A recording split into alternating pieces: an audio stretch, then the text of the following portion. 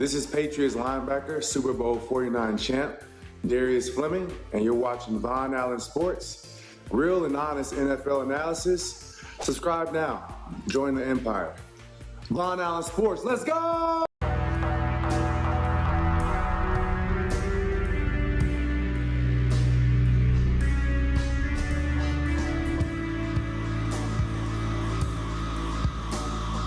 VonAllen Sports.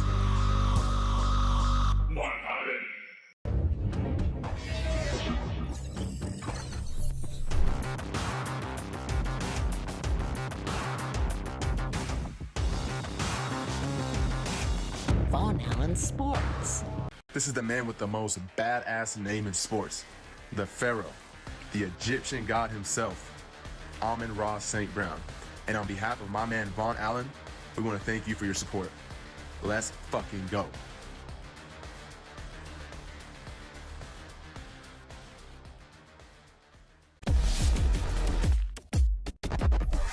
VonAllen Sports.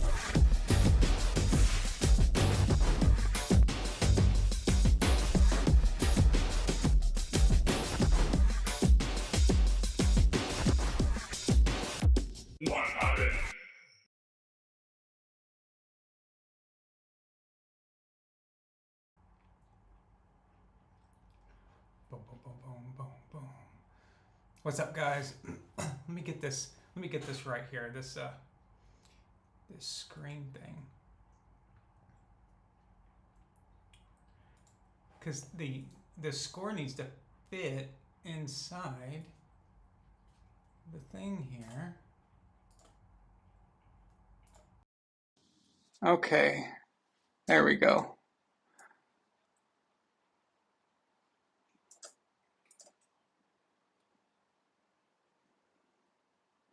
Nick Chubb. Look at that. Oh, yeah. Oh, yeah. Okay. Nice. Now let's lock that baby.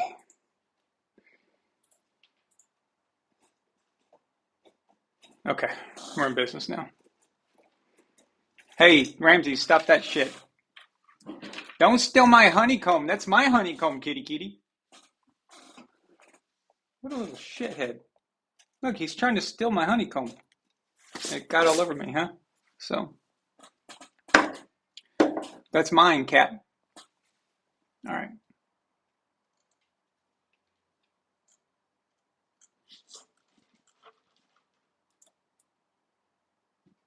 So I had a feeling that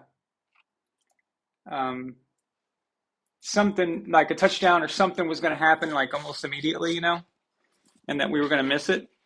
So he's on later. But yeah, my feeling was correct.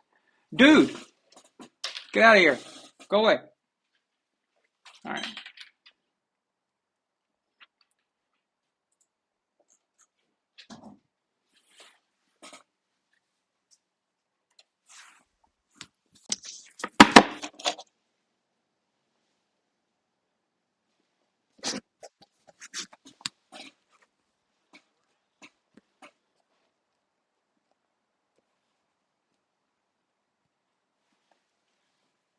Okay, there we go.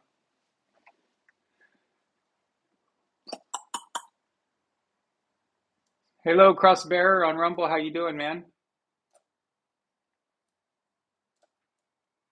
Let's see. We'll get some more people on here real quick. Got 14, and we'll get this baby started. So.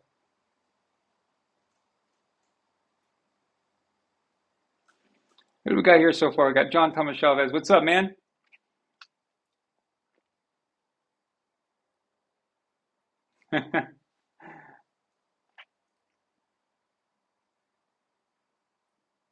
Oh, big run. I don't know. People think the Texans are going to get run over here just because they don't, have their quarterback. But I don't. They don't seem to carry so far.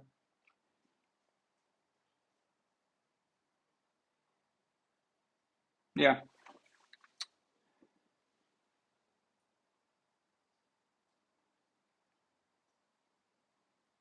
Yeah. Let's see if they can get in the end zone, though. I guess even a field goal would probably be a success, though, wouldn't it? I mean, you got to answer with some points, right?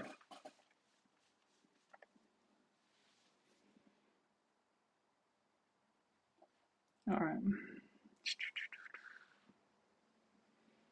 Sorry, guys. I'm just opening up a few things. I'm still waiting on people to arrive here.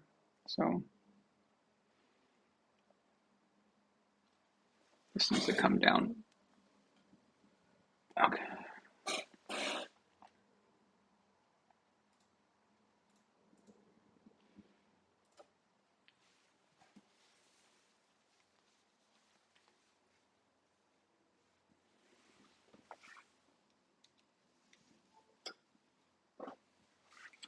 Okay. Sorry about that. Okay. So we got John Thomas Chavez. We got Tyree. What's up, man? Good to see you here. Darn, what's up? Darn's playing a video game at the same time. Hey, I play chess when I do stuff too. I'm with you on that. Israel. What's up, Israel? Drake May's balls are amazing. Interesting. I myself have not seen them, but I'll take your word for it. And that was a crappy throw. That was never going anywhere. Let's see here. Blind Assassin, how you doing? Minuteman, what's up? Alpha Courage is here. Nightly Sinister. Kevin, where you been? Nice to see you again, buddy. I'll probably be seeing you soon. Probably coming to Phoenix for Christmas. So we can hang out.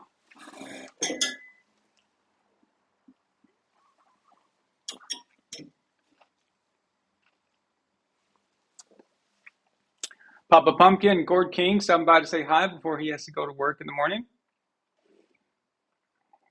I know the weeknights are difficult.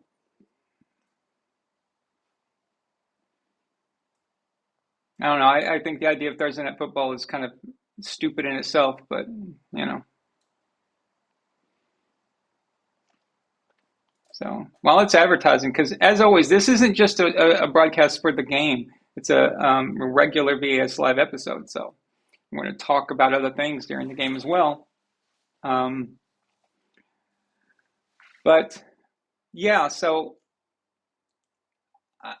before Gord King leaves, I just want to address. So, me and him were kind of in a conversation on X about Jordan and Kobe and stuff like that. And, you know, these guys were showing a highlight of a guy who was doing like a Jordan move, you know, the famous under the basket and then behind and then puts it in. And then people were trying to say that you're seeing this every week now and implying as if that's normal, you know, like implying that Jordan is not special anymore and that it's basically this whole approach that LeBron is the GOAT, and we've got to tear down Jordan in order to make LeBron the GOAT. That's basically the generation that we're talking about now. And it's unbelievable, but we tried to explain, listen, dude, you know, it's not about the highlight. The highlight is a byproduct of the greatness. The highlight is a side effect of the greatness. It's an accent to it. It's what sold shoes. It's what sold the league. But it's not the substance.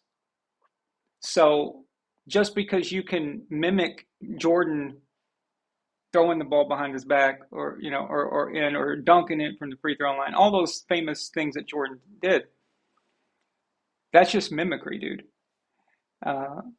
But there's no substance, right?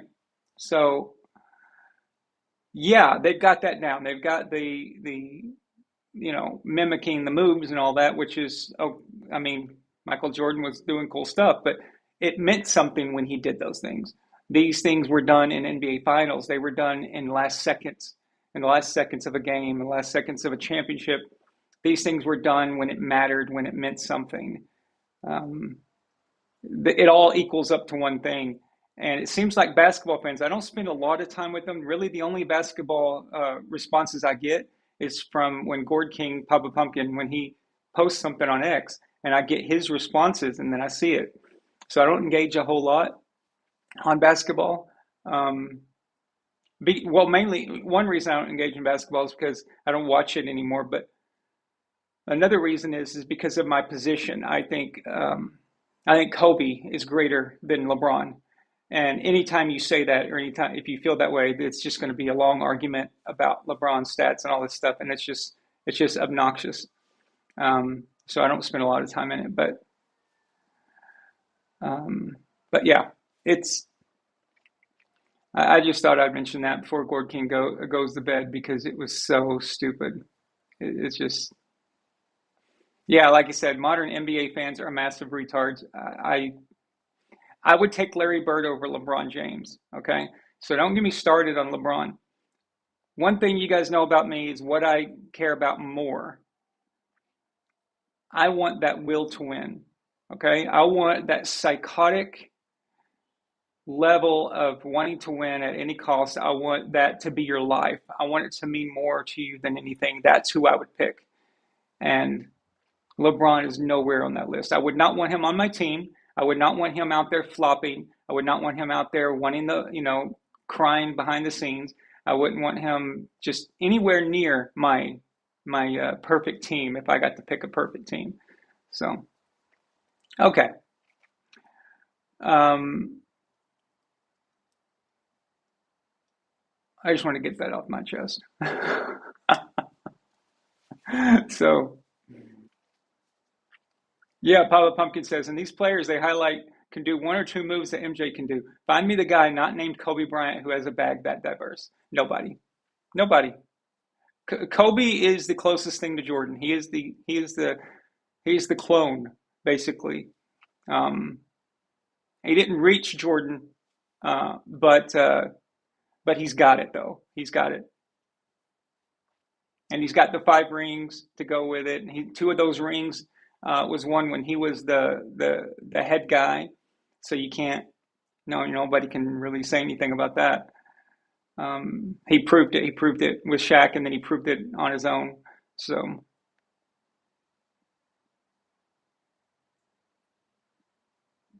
if you want to talk about LeBron had to go to somebody else's team. He had to go to Dwayne Wade's team, a guy who was already a winner, and he had to go there to win. So, I don't want to hear anything. I don't want to. I mean, Jordan wouldn't have gone to the Knicks, and Larry Bird wouldn't have gone to the Lakers, and so forth. It's just lame.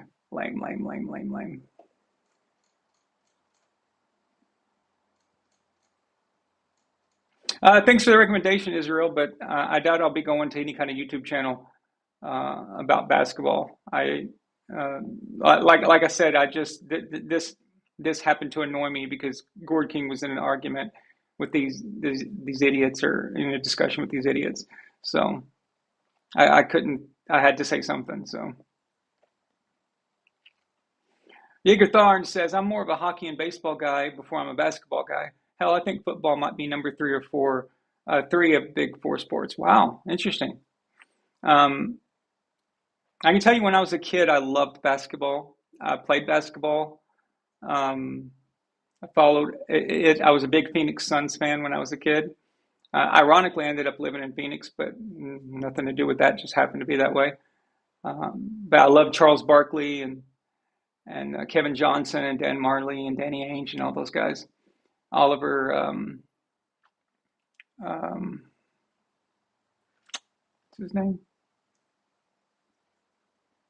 Uh-oh. Is Josh down? I think his breath's knocked out.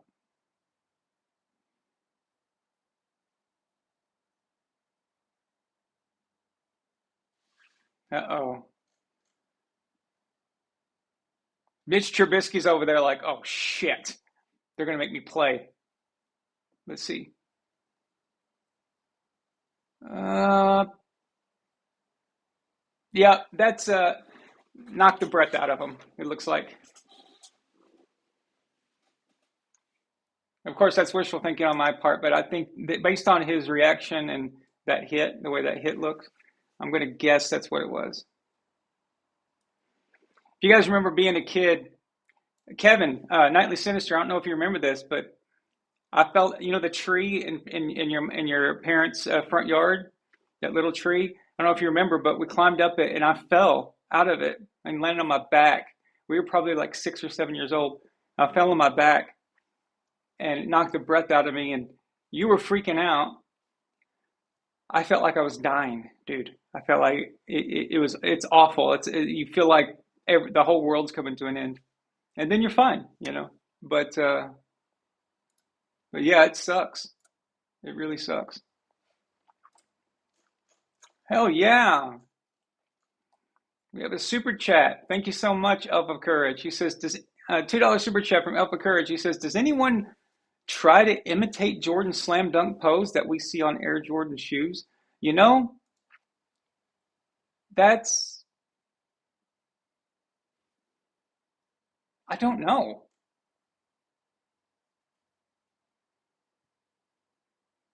I'm not even sure if that particular, you're talking about this one, right? So I'm not even sure if which dunk this is, because unless it's the start of the free throw jump, but he's really more like this, like more like angled forward. But if it was done, it was probably done at a free throw contest, slam dunk contest. So.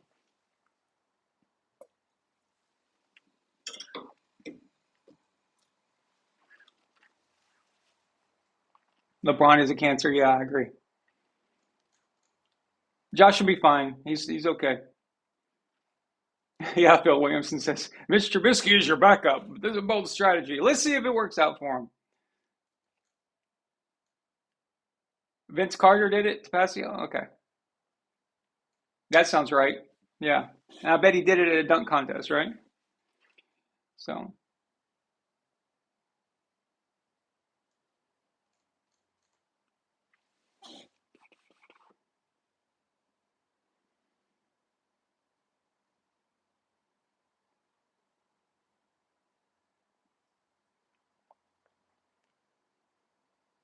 Like a good neighbor, State Farm is there.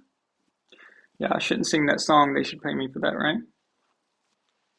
Catchy little song, though, isn't it? Jaeger Tharn says, for me, hockey, then baseball, then football, then basketball. I played a lot of hockey when I was young. Followed it for a long time. I stopped following hockey, stopped following the NHL after they let a Stanley Cup go by. That didn't happen. When they allowed a Stanley Cup not to play, they kind of lost me on that. So.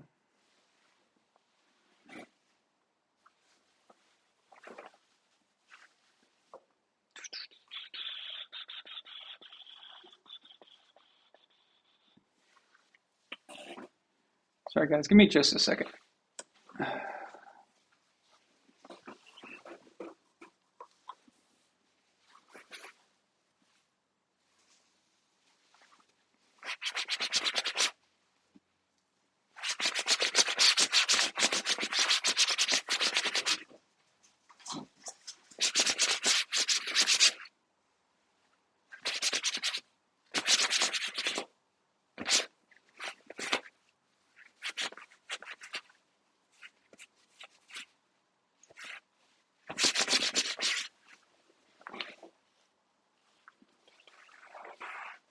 I guess I can't do anything about it. So, what Stanley Cup am I talking about? I can't remember what year it was. Maybe it was '04. I want to say. Maybe it was '04. It was around that time. But they didn't let. They didn't allow. They missed the whole season, so no Stanley Cup was played. So the moment you don't let a Stanley Cup get played, and you let the season go, not because of World War II or because of a worldwide epidemic or something, You lost the season over money. And when they did that, they really pissed me off because to me, that Stanley Cup was supposed to be sacred. It's supposed to be something like if you're a hockey fan or if you're a hockey player, that is something that means everything, you know? And you can't not come to terms and then have at least some, have the playoffs played at some point and then come back. You can't do that and not do that and then come back the next year and then claim that winning the Stanley Cup is the most important thing and blah, blah, blah. It just really, it's empty, you know? And the generation that did that's not even around anymore. I mean, maybe, I'm sure there's some guys, you know, but most of the ones that are responsible for that are not even around. But the problem was that I just never got back. I never got back to caring about it. So.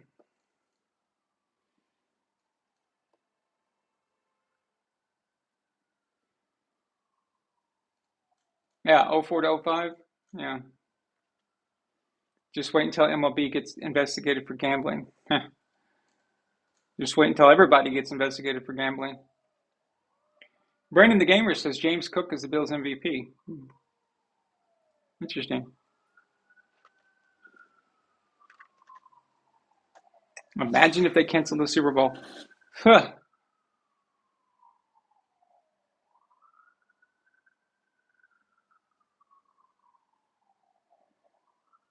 What the hell is everybody tonight? We normally have 40, 50 people on here.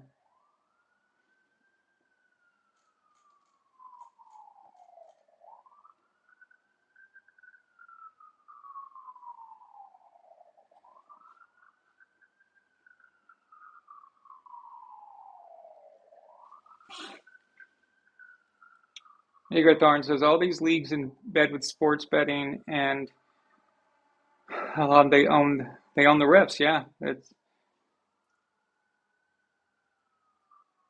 as you said before. It's like Cardinals having exclusive rights to investigate clergy abuse. Yeah, it doesn't matter. It ain't gonna mean anything until an outside source But I don't even think this is we're gonna find anything significant. So. Punting is an art and it's underappreciated.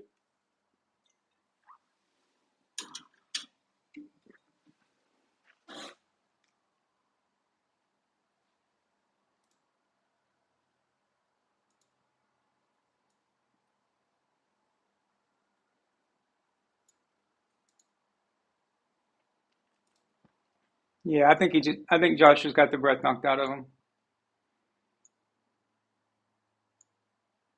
This reminds me, we were kind of saying how the Bills are like losing weird games and they seem to not be focused and all this stuff. There is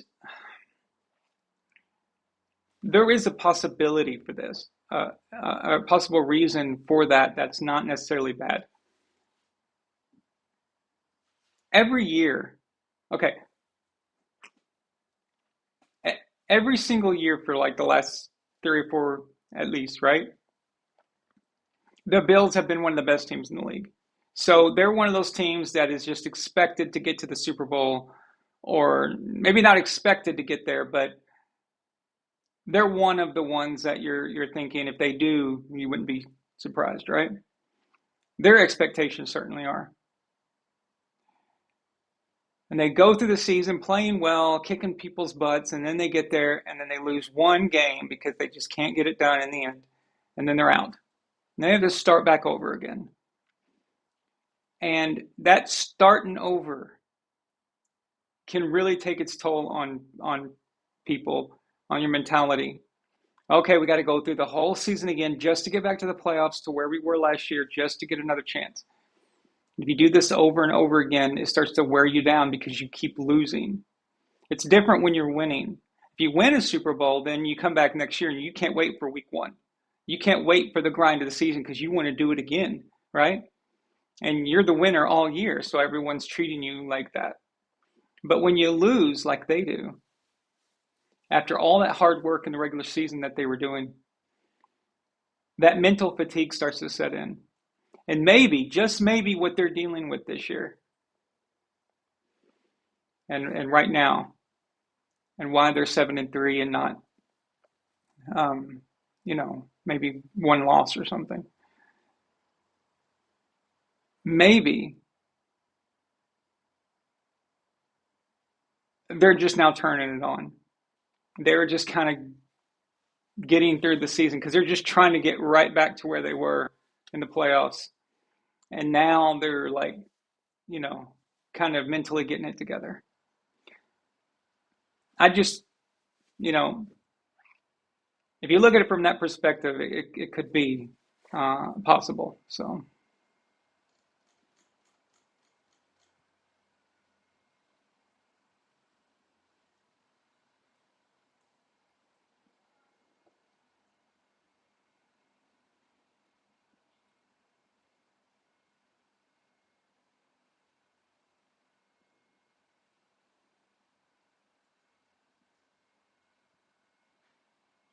The hell is that noise?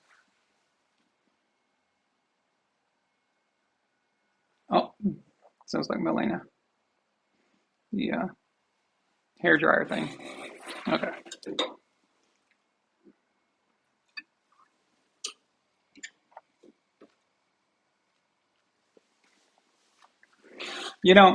I was watching Belichick's draft evaluation of Drake May from the draft when he was on the Pat McAfee show.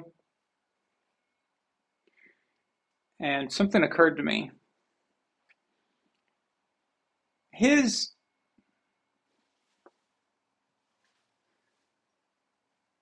evaluation of Drake seemed to be a little weird compared to the evaluation of others. And at first, I didn't think too much about it because he was kind of critiquing a lot of quarterbacks. And I thought, you know what? He's just not in love with these college quarterbacks. It's a lot like me. I'm looking for things not so specific as look at that throw, look at this throw, look at that throw. They all can make certain throws. I mean, that's why they're being looked at for the draft. I care about other things, larger things. Most of them mental, honestly. But when he got to Drake, this is before the Patriots drafted Drake. He seemed to really dislike him. There was something there. Something was up. And then he said something, again, that wasn't enough for me to think anything until he said that Drake was the worst pocket passer in the draft. Yeah, that is when I thought, okay, something's wrong here. That's absurd. Have you guys looked at the quarterbacks from that draft?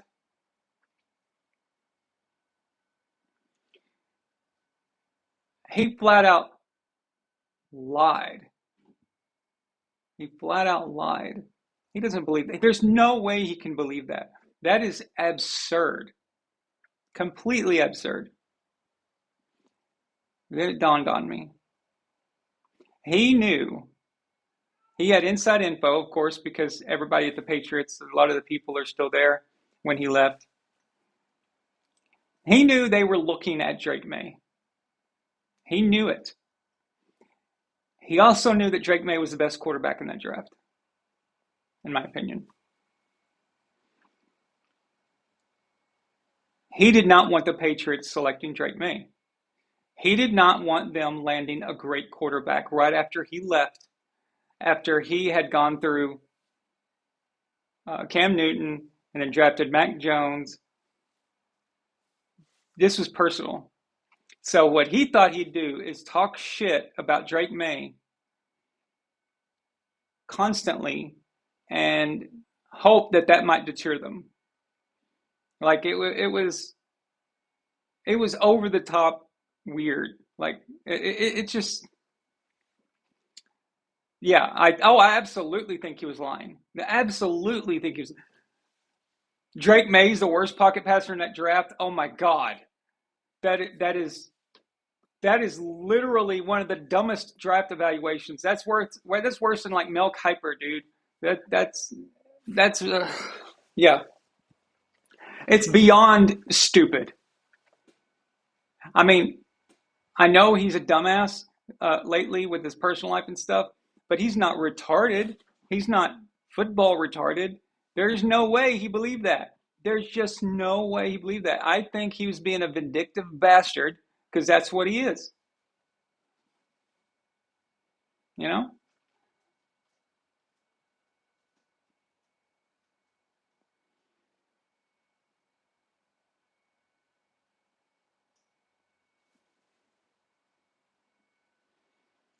Yeah, exactly, Israel. And yeah, and now this year he won't let the Patriots scout at UNC. So this shows you that he's letting personal shit affect his professional, which is something that he always preached to the players during the dynasty. Remember all this stuff, do your job, what's best for the team, don't talk to the media, don't do this, don't do that, can't do this, can't do that. But he certainly does it. It's okay for him. That's nice, huh? What's best for the team? I don't know. Was benching Malcolm Butler what was best for the team? 4th and 2, kind of right there on field goal range. Doesn't matter because you got Josh Allen and you get a first down. This isn't Jared Goff, ladies and gentlemen. All right. Stupid chair.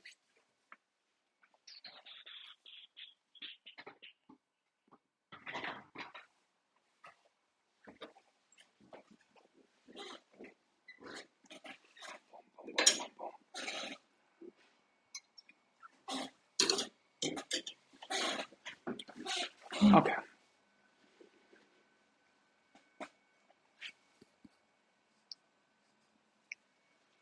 You really have to wonder what Tom and Bill's relationship is like now. I think it's just cordial. This jacket's a bit too big for me. I think it's cordial. Just professionally cordial. I don't think they talk or anything privately. Tom does make comments and little snide remarks at Bill's expense a lot of times. So it's pretty clear how he feels. If we're seeing it, then of course they see it. The players see it.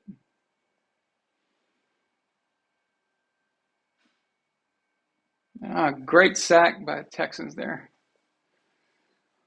Too much.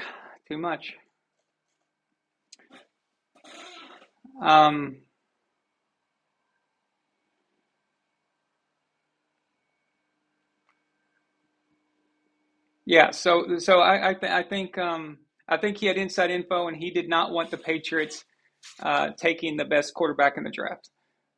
That's the bottom line, and he was trying to deter from that, and he was trying to play it down, and that's because he's a petty asshole. That's what he is. It's why we lost Super Bowl 52.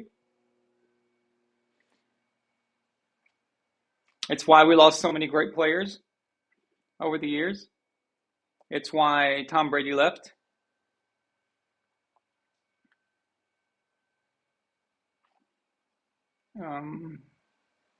It's nonsense, you know. Did I hear, Phil Williamson asked me, did I hear about him wanting Keon White instead of Christian Gonzalez? Are you serious? He couldn't even get defense right. Yeah, maybe he does have dementia or something. That's interesting.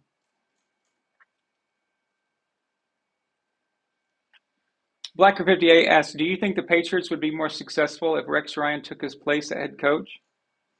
When? Like, you have to be more specific. What do you mean? Like back then, or after he left?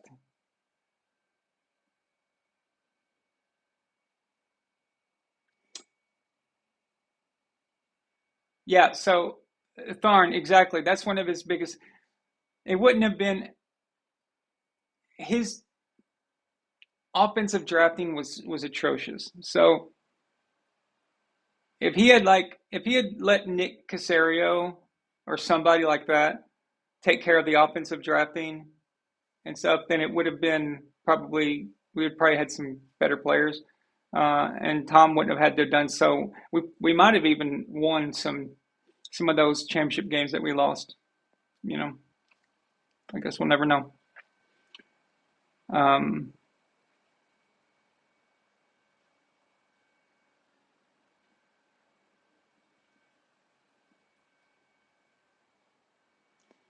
Let's see, with the Rex Ryan thing.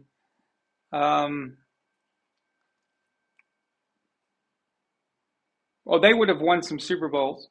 Their defense would have, to be quite honest with you, their defense would have been good like ours was. It's the longevity wouldn't have been there though. It wouldn't have sustained as long. One of Rex Ryan's biggest problems is his team wasn't disciplined. He was too friendly with the players. He was too much of a player coach. And that just, you can't squeeze 6 Super Bowls out of that. I don't believe. I just don't. You can get a Super Bowl. You may even be able to get a few. But 6 over 20 years, I don't think so. But if you were talking about now, like if he had taken over instead of Mike Vrabel, no. Very happy with Mike Vrabel. But if you're talking last year, Gerard Mayo, if instead of Gerard Mayo, if you put Rex Ryan in there, yes, they would have been way better than they had been with Belichick since Tom left. So.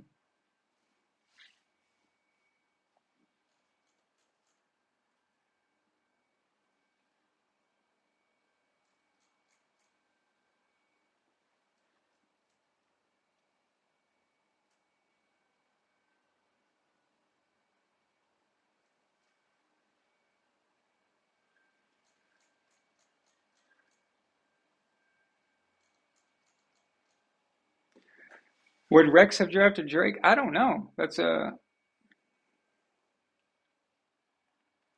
Listen, it was obvious that Drake was a great pick. I mean, probably wouldn't have missed on that.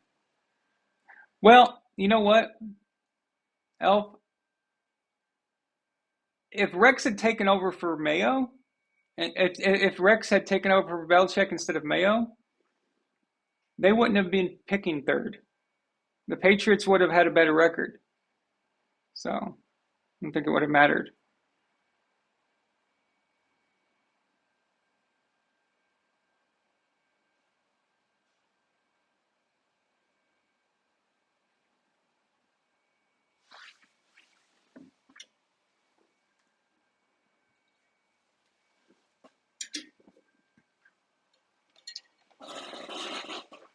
So I don't know if you guys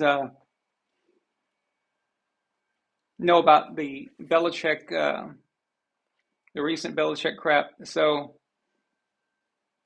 this dude took his child girlfriend. Guys, I want you to think about something. Belichick's girlfriend, okay, who's like 25, right? 26, something like that. She's really technically too young for me. Okay? Like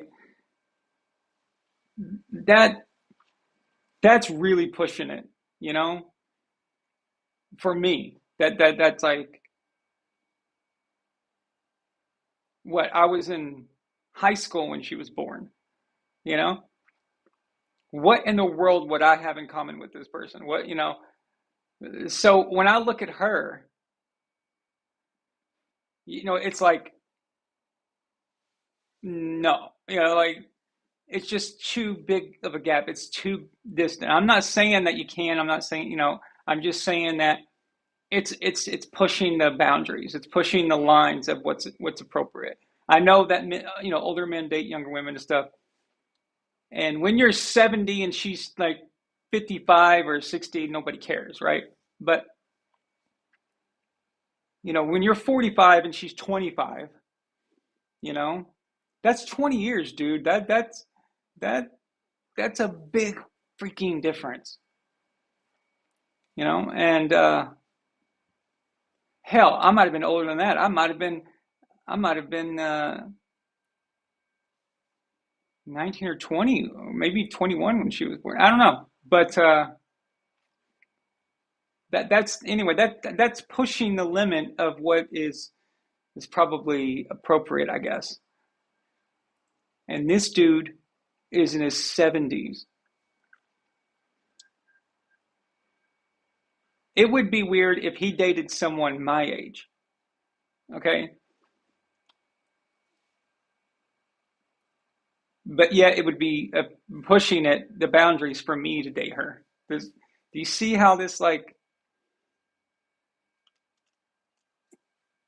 yeah, I could be her dad. Exactly, Elf. We could be her father. Belichick could be dating my daughter. All right? If I had a daughter when I was 20, right now she would be 25. She'd be banging Bill Belichick. It's Bill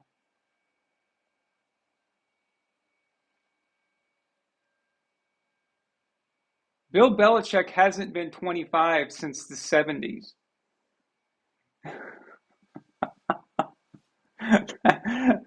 That's pathetic.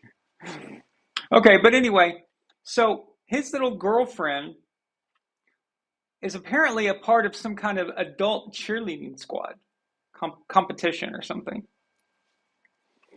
And he went to see her perform.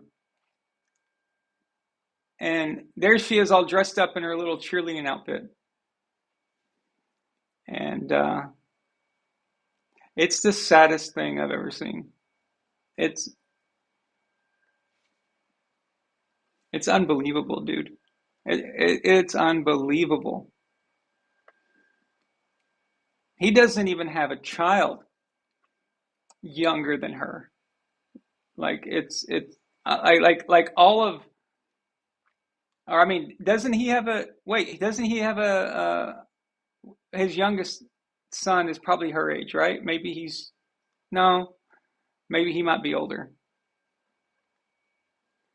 But anyway, that's got to be weird when your father's dating someone younger than you, right?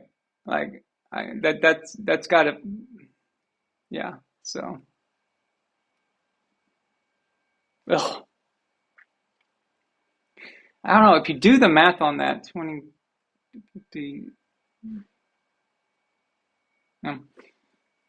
If we just wait a little longer, Belichick could be her great grandfather. If it was just a little longer, if it was just a little more distant, he was close. Like that would be really interesting, right? Exactly, Phil. She's getting all the nice handbags and the nice car and everything. And Steve, Bill Belichick, and the other ones, they're probably like, what the hell, man? What is this?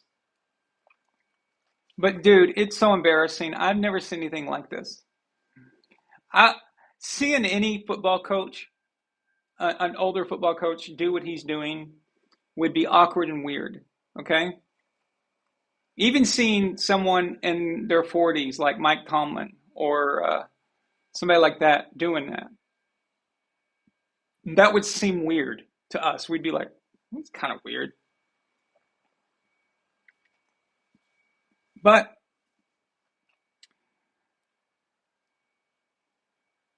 because we just don't see them that way. We see the coaches kind of like your teachers when you were in school. Remember how you saw your teachers as these very mature and serious people.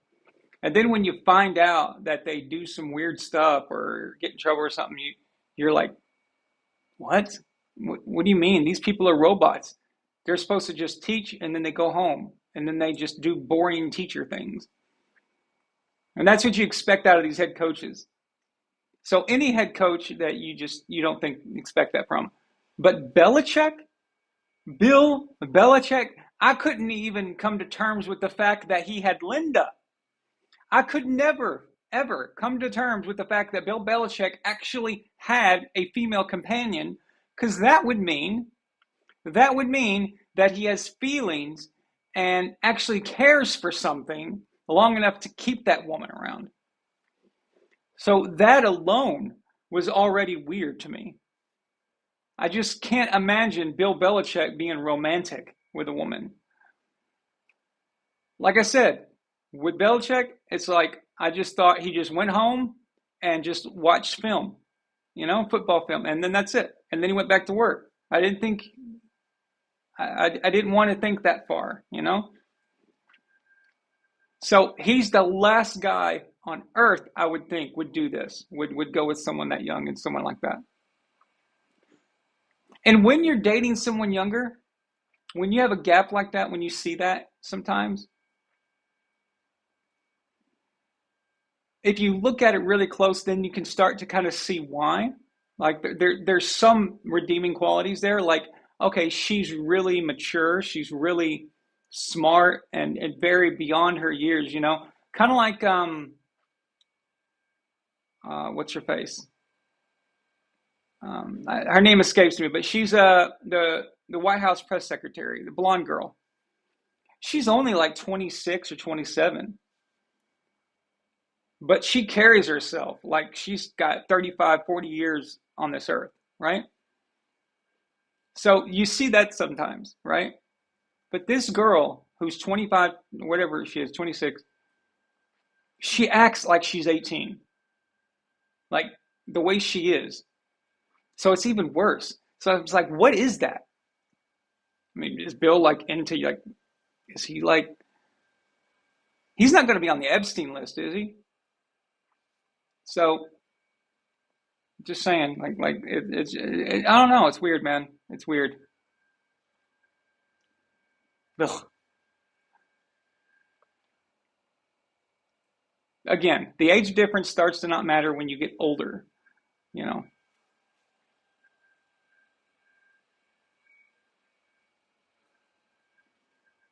Like being 60, dating a 45-year-old, nobody cares, Nobody, it's weird. But it's weird when they're younger, when they're very close to teenage years, coming out of teenage years.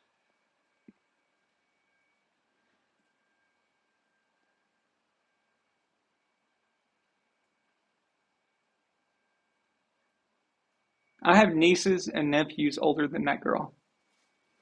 And when I see my nieces and nephews who are older than that girl, I still see them as kids. Like, I can't see them as like mature people who have their own lives and everything, That's how my brain works. I just see them as they're the same little kids that when they were little, and it's just bizarre. It's so bizarre. Israel says, I hope Tom Brady doesn't keep doing weird stuff and turn into Belichick. Yeah, he is kind of seems to be like doing some weird things. He needs to pull back though on the Botox and stuff on his face. Touchdown, Texans! And they're about to take the lead. Well, if they know how to kick a field goal. You got to remember, in the NFL now, nobody knows how to kick a field goal. Christian Kirk.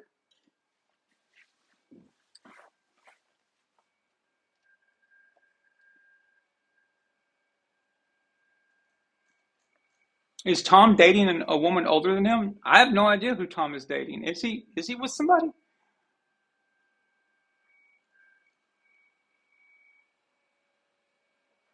That'd be interesting. See, it's always interesting when a guy dates an older woman.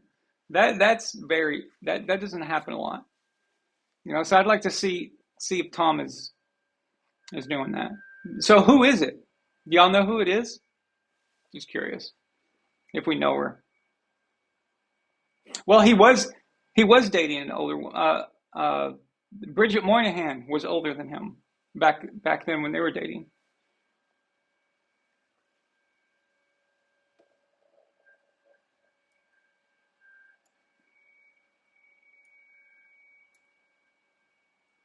Well, maybe Tom just wants to make sure that he doesn't knock up anybody. So he's going the safest route, you know? He doesn't want to maybe he doesn't want to end up in another Giselle situation.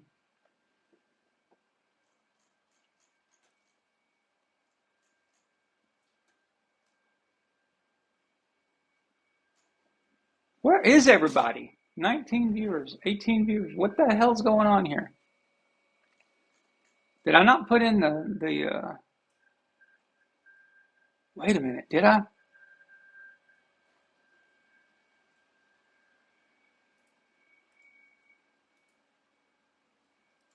Uh-oh. What if I did not put in the keywords? That might have done it.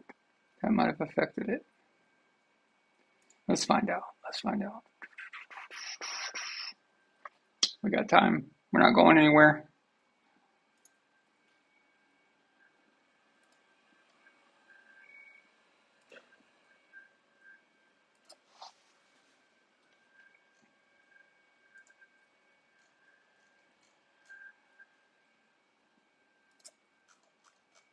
Well, crap.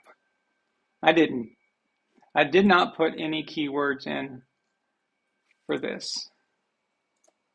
And that probably screwed up its reach. I'll do it now. There we go. What the hell?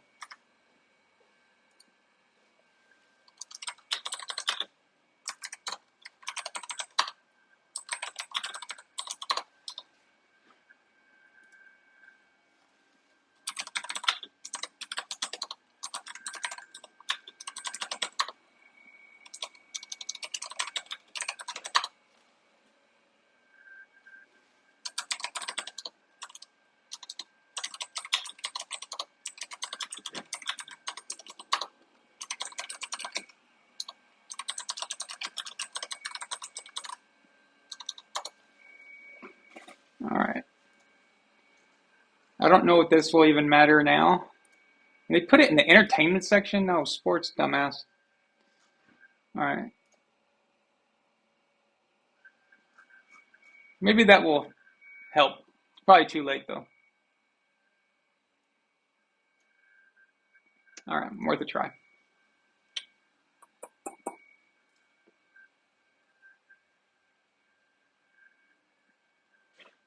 No, Phil, I have not seen that. That sounds interesting. What's up, John? It's all right. Yeah, something's wrong. It's not.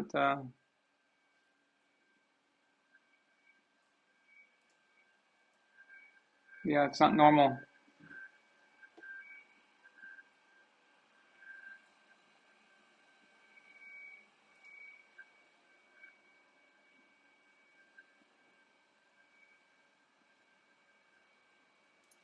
What the hell is going on, guys?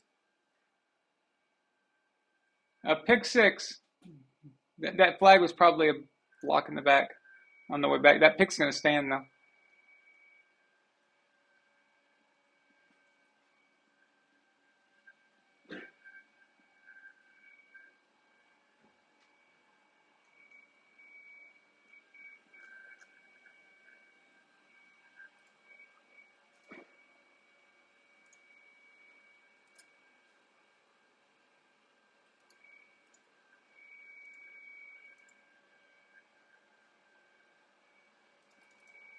Wow.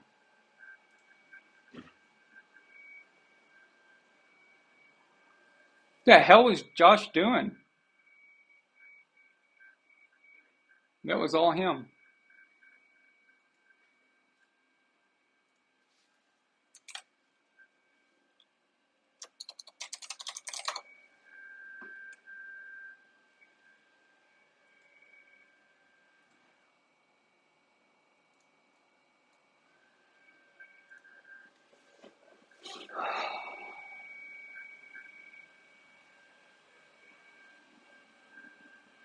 Yeah, that's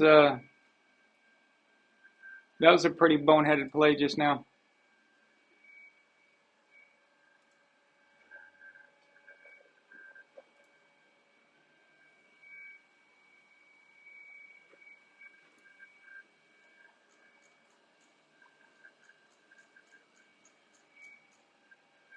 Who am I rooting for? Uh,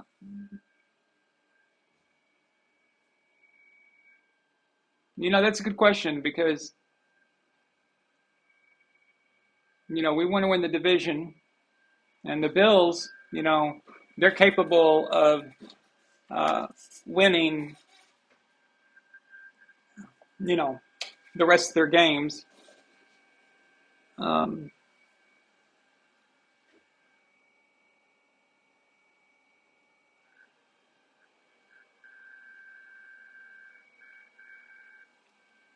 what is that noise?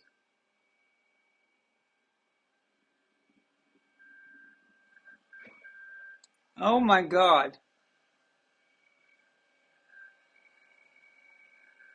This is hilarious.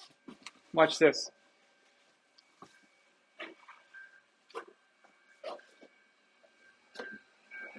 Who turned you on?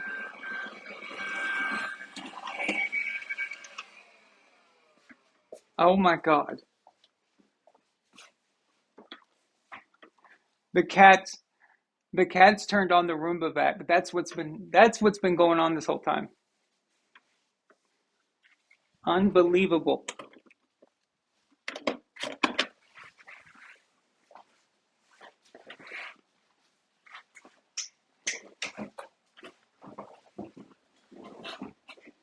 These guys, man.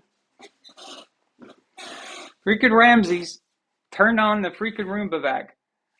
I thought that was Milena with a, hair dryer or something. Thought maybe she was up because she's asleep. She's still on Bulgaria time. She's all jet lagged and everything's all screwed up. So she's sleeping. So I thought she was up. And I thought I heard what was a hair dryer, but no, that's Hugh, the robot Hugh. We named him Hugh, the Roomba vac. And then the Roomba vac made its way into my room just now. I'm like, it opened the door because the door was barely open. Roomba vac comes in doing his job. He's like, hi. Milena's probably wondering why the Roomba vac is running while she's trying to sleep.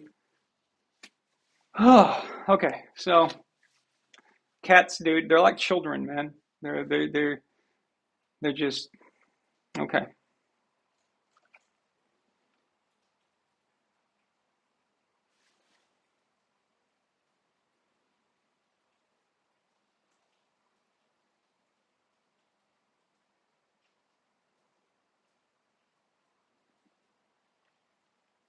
Yeah, of course, as I hear it.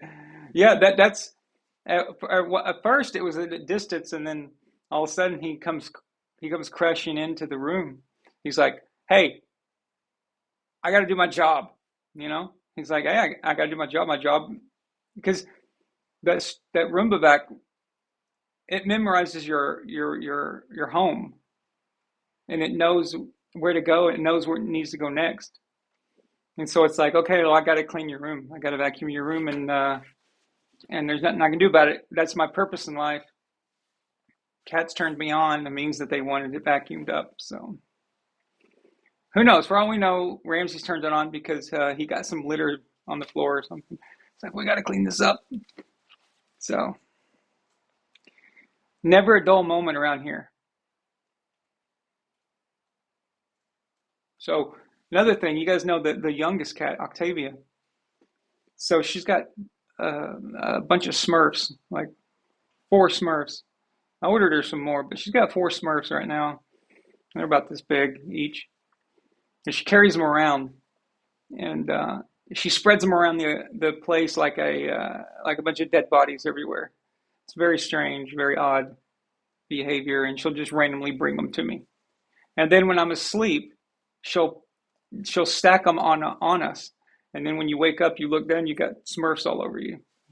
What the hell's this about? They just do weird things like that. Aaron, what will you do VAS for Thanksgiving? Thanksgiving will be another VAS live show. So we'll be here. Turkey, turkey. Gobble, gobble, gobble. Wait, that's a chicken. Box of chicken. Gobble, gobble.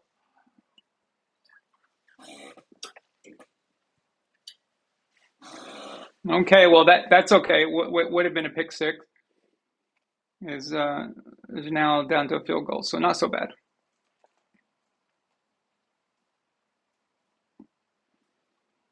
John Thomas Chavez retracting some messages here. I'd like to know what he said. You talking crap, John? Yep, cat's gonna cat. John says, so if Bill's salty about the current state of the Pats, what's that make Cam? Dude. All right.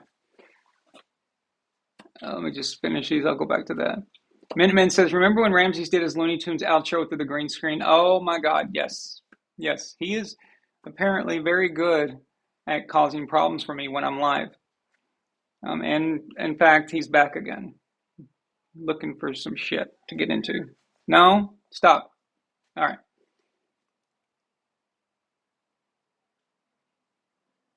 Will Octavian one day change his name to Augustus? That's pretty good, but I don't know. John, I don't think very many people will get what you're talking about. But he is the greatest emperor, Augustus, Octavian Augustus, greatest emperor in Roman history. And there goes Jesus. Davis runs like Cooks, dude. What the hell?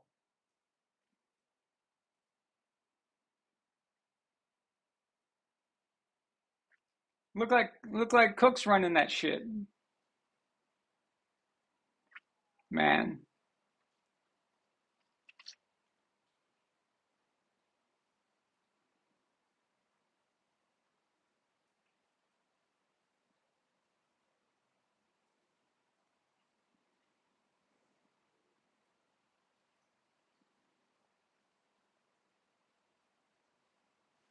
Come on, show the replay. Stop showing the celebration. Whatever.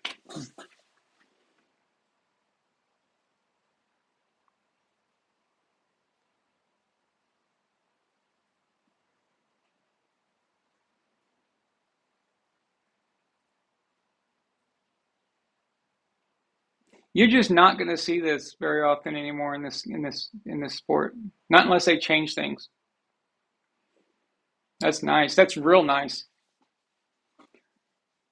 Look like letting Cooks run that thing back there. All right. Yeah. So Octavian to Augustus, but it's actually a girl. Her name's Octavia, and I named her after Octavian's sister, Octavia. So close, very close. Does the Roomba back move like Biden? No, the Roomba back moves better. Israel says, Aaron, were you happy as I was when the Broncos beat the Queeps? Yes, I thought it was hilarious, and we're actually going to talk about that in the second half here. Israel says, wait, Caesar is not the GOAT? No. Caesar's not an emperor. So I said emperors.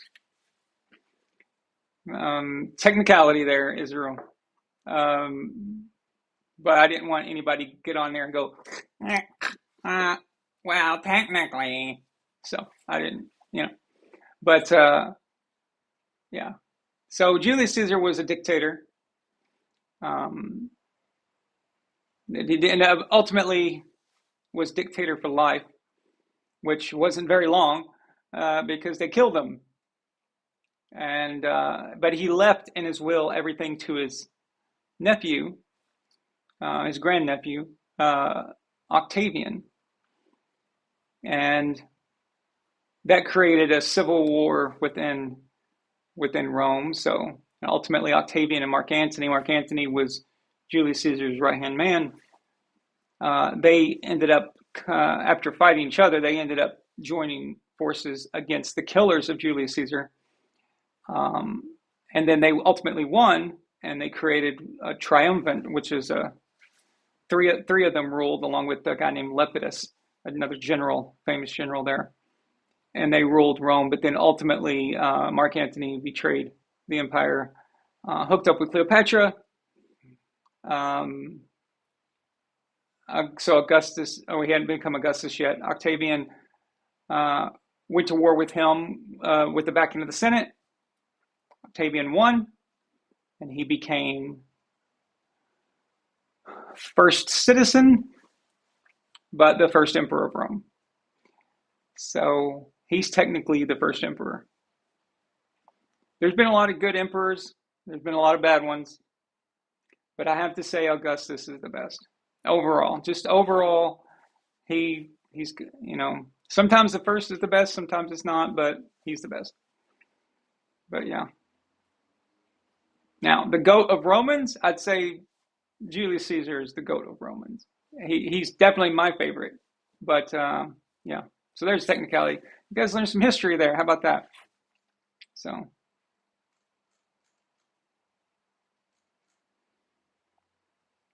Rome Total War. I love that game. Oh my God, I love that game. And you know what? They made Rome Total War 2, but I can't ever play it because it never works. It's like buggy as hell. That's true, John. Dictator did not mean what it means today. It wasn't really until Adolf Hitler that dictator has the sound that we think it does, when we hear it. So it definitely did mean something different back then. In fact, when they gave him dictator for life, they thought they were appeasing him. They thought that they were giving him like a bullshit title, And then they realized, he's really smart. Like he's probably going to use this to his advantage. And so they just killed him. Make sure that didn't happen. It didn't work out for any of them. They all ended up dead. Everybody involved ended up dead. So.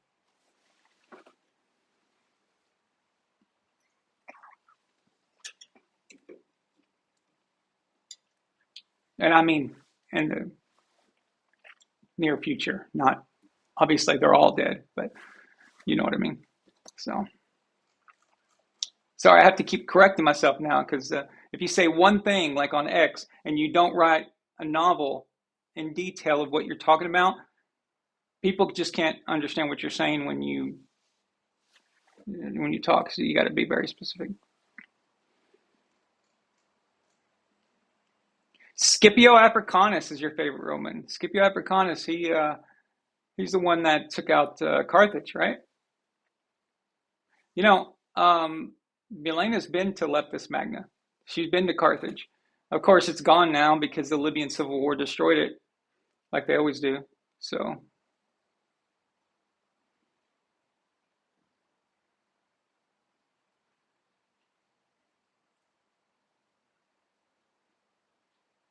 That sounds pretty cool, Israel.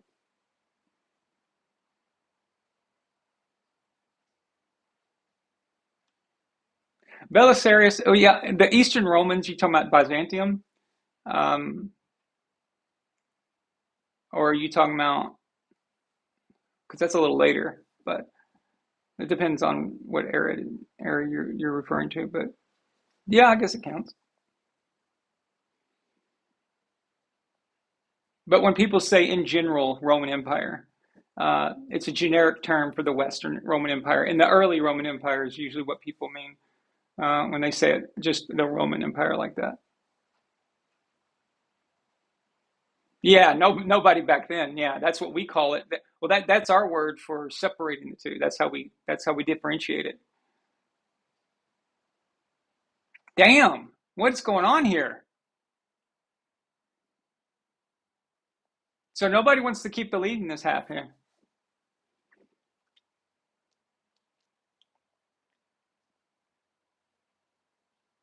See, Milena comes from a country that was born out of the Byzantium era. So when I was over there, there's a lot of ruins and things that are from the Byzantium all the way back to the early Roman Empire because Rome conquered that area quite early. Touchdown? Nope, he's out of bounds.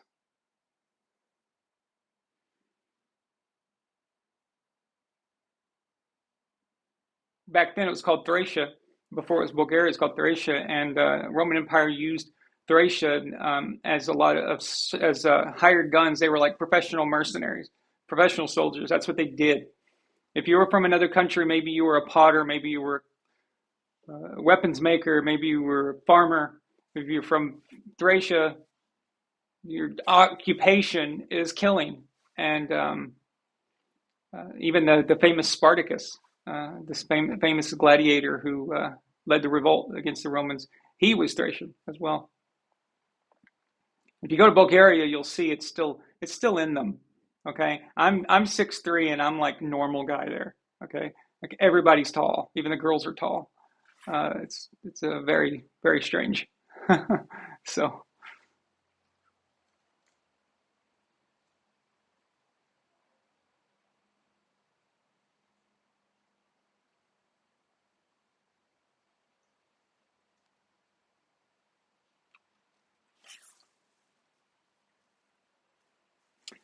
this year's taken a while. I have to take a halftime break if you catch my drift. Too much soda, and they're really dragging this out.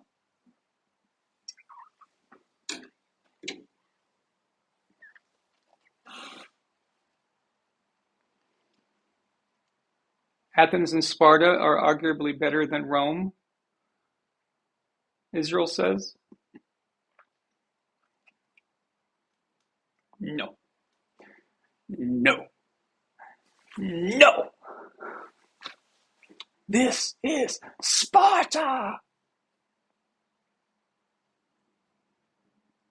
Touchdown.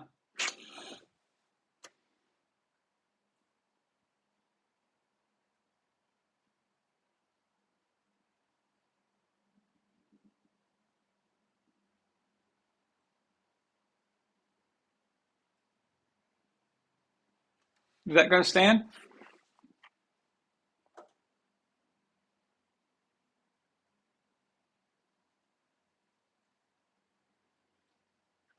What's going on here, guys?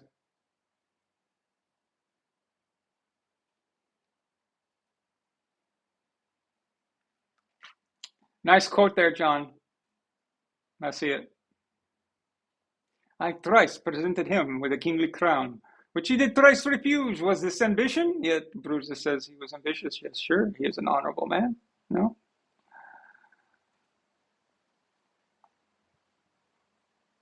Had to read that in like 8th grade. And it was exhausting, even though I love the subject matter.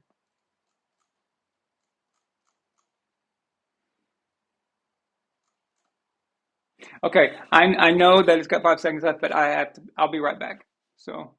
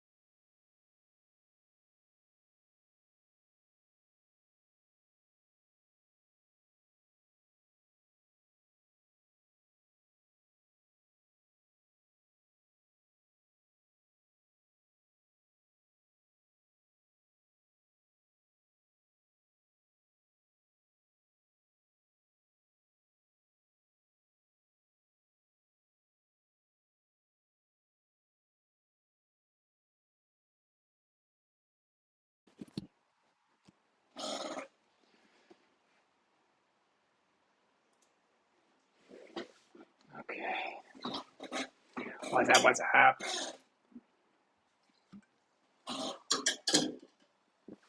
Okay. Oh, wait a second.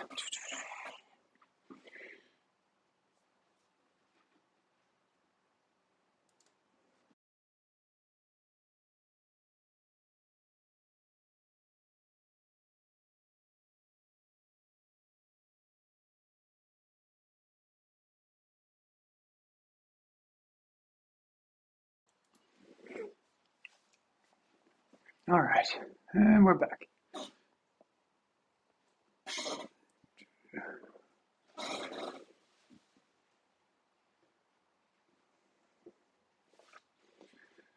You read that? Okay.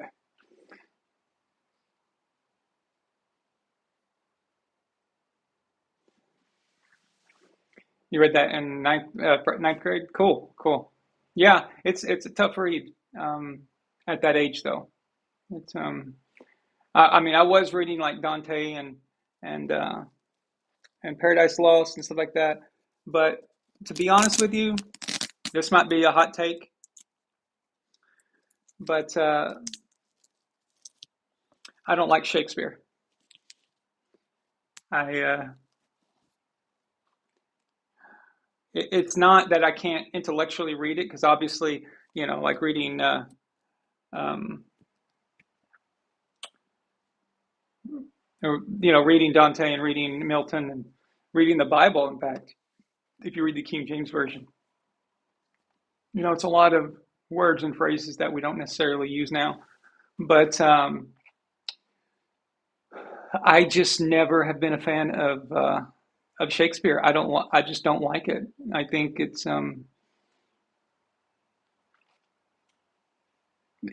that's probably harsh. Uh, okay, I'll put it this way. I love the history of it. I love the what I mean is I I respect the what it is, and I acknowledge that it's really high quality, and I acknowledge that it's really good. It's just not my favorite. It's not my thing, you know. There's Henry V. I know that's it's a good one. Richard III, Julius Caesar, of course. So we just talked about Romeo and Juliet. These are great stories. They're very clever and stuff, but I just cannot stand the way they talk. I just don't like it. It just bugs me. But again, that doesn't mean I think it sucks or that it's overrated or anything like that. Like I definitely appreciate it, but there's just other things that. But it's definitely amazing. Like for example, when I was in London, I went to the Globe Theatre. Of course, not the original, but they rebuilt it to make it look just like it. I went there because, of course, you're going to go there. You're not going to miss that. That's history. That's amazing, and it's part of my history. It's my family's British, English. If you go back 400 years, um, but it's part of my heritage actually. See, Caucasians, part of our heritage. Which this needs to be the new team. This is a new team. So, you know why I got this? Because everybody was saying like other people, other races were wearing the Redskins logo, but it was the Caucasians saying, "Does this offend you?" So I'm like, "No. Can we have a team called the Caucasians?" Though I wouldn't mind if it was called the Crackers or the White Boys. That's fine. So I'm completely fine with that. You know why? Because I like being me.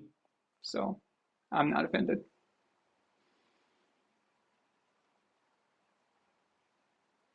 And the Redskins is one of the most badass names and one of the most badass logos, one of the badass uniforms, one of those badass mascots in sports history. And you took it away. You took it away. It's unbelievable.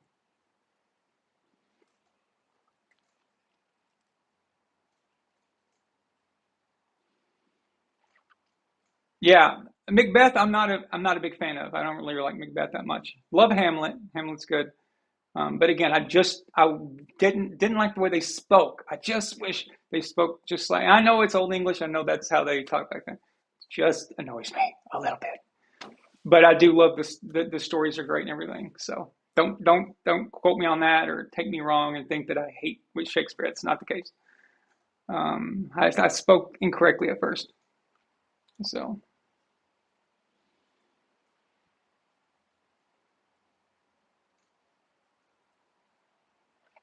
yeah, my family got here.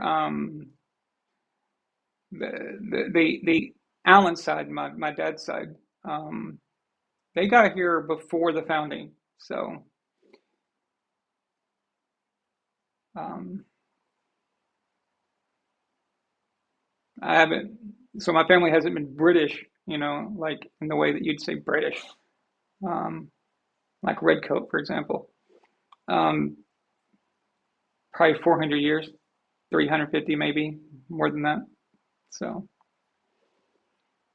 my mom's people came from Ireland. That's the Andrew Jackson connection right there. That's that side. So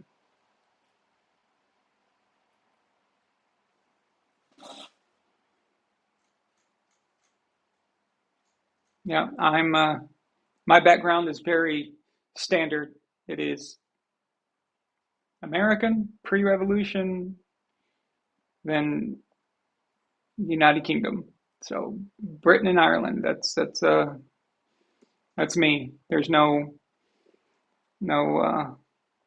crazy ethnicities mixed in there that I know of that I can tell. I mean, I'm sure there are like one or two people or something, but the most part, it's very, very focused in that area. So,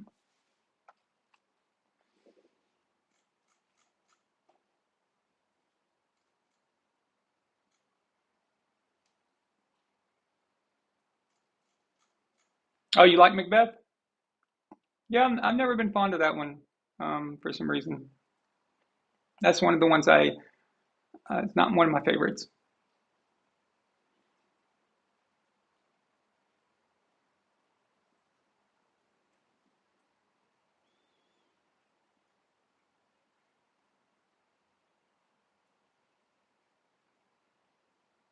That's cool, John. That's really cool. Thomas Savage of Jamestown Colony. That's nice.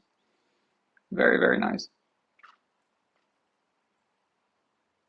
Yeah. So see, this is why I get offended. I use that term loosely, by the way, more as a joking, mocking way.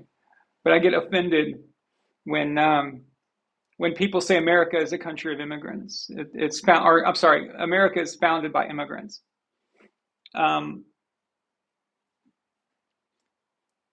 well, first of all, that doesn't make any sense.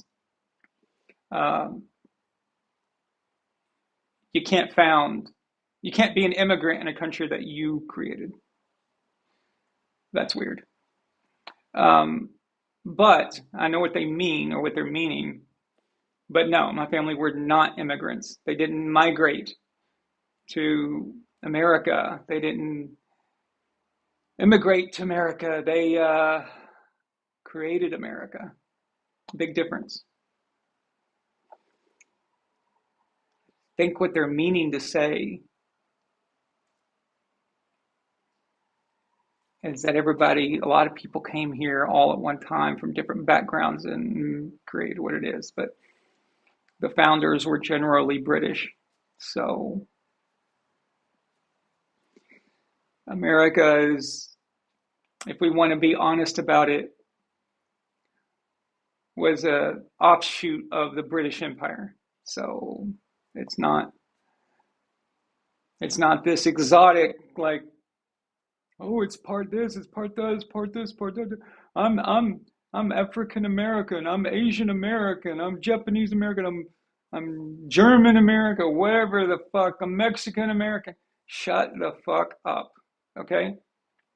Nobody wants to hear that. Okay? You don't say that shit anywhere else. There's no black guys walking around in England going, yo man, I'm African British. You know? Shut up. You ain't from Africa, dude. You're born down the street, man. You ain't from Africa. I'm African American. What country in Africa are you from? Or is this just like some like random land that you just like to talk about? And where in Africa are you from? Well, you look sub-Saharan, so I'm wondering maybe, are you from Libya, in fact? I mean, where in Africa? You're not Egyptian, are you? I mean, you look like, kind of confused. You're American, dude. You're as American as me. Me and you are from the same country. We're both American. That's it. That's it. It's the bottom line. But America was founded by mainly British people. So that's the truth.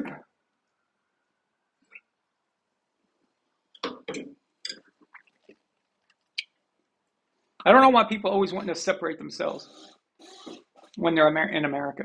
It's like, why are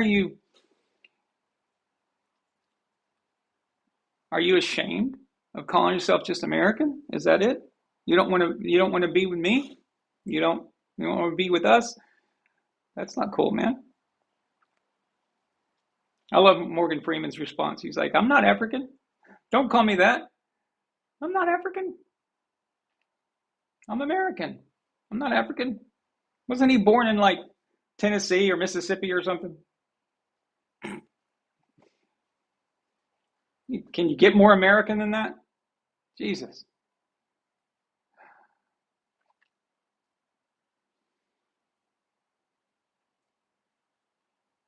I guess a lot of people don't realize that Africa is a big ass continent. There's a lot of interesting countries in there. So I guess if we go with that, Elon Musk is probably the most successful African American in history, isn't he? Yeah. Probably not going to see him getting any NAACP awards soon.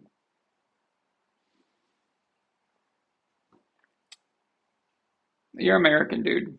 Stop it.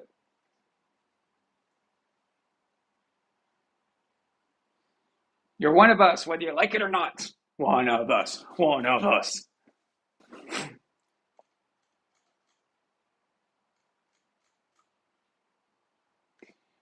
If someone referred to me like in a serious manner that, oh, this is Aaron, he's British American, I'd be like, and not because I'm offended by being British or it would just be like, the fuck are you talking about? Why are you saying that? What are you talking about, dude? Shut up.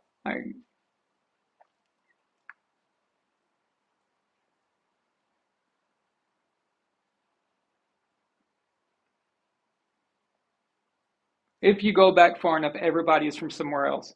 So how far do we do this? You know, I'm not even related to the people who are what we know as England and what we know as the British Empire. Like the people before that. So like before the Norman conquest, I'm related to the Normans. Okay. So my relation goes back and then it goes back to Rome and that area. So we're talking over 2,000 years time, right? I'm not even related to the people who originally inhabited what we call today as England. So how many terms do I have to have in order to be politically correct or specifically, it's just so stupid. No one alive right now is just from one place. Like if you go on a far enough timeline. So it's just like, where does it end, dude? And nobody lives in a place where your people were the original owners of the land. That doesn't exist. So the only thing I could think of is some random remote island in Papua New Guinea or something that's been untouched by civilization. That's really the only thing I could think of. But since they're not probably in the argument here, nobody has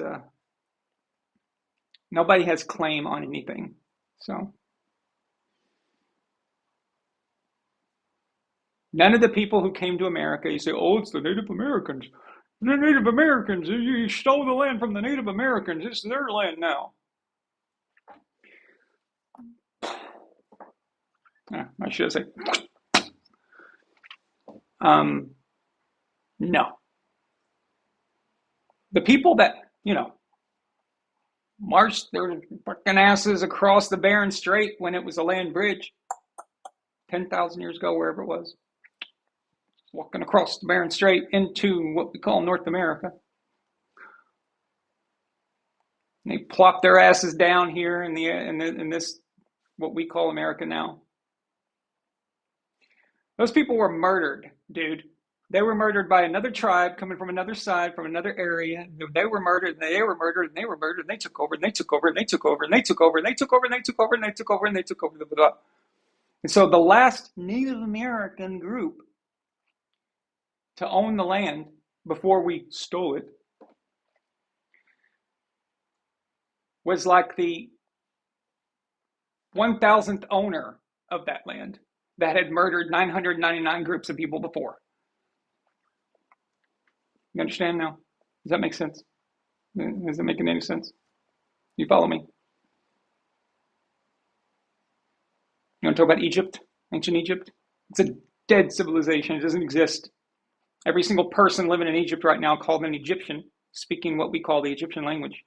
It's nothing to do with the people who built the pyramids and the people who the conquest that has happened in Egypt over all this time has been hell. Cleopatra, the queen of Egypt, didn't even know who built the pyramids. She had no freaking clue.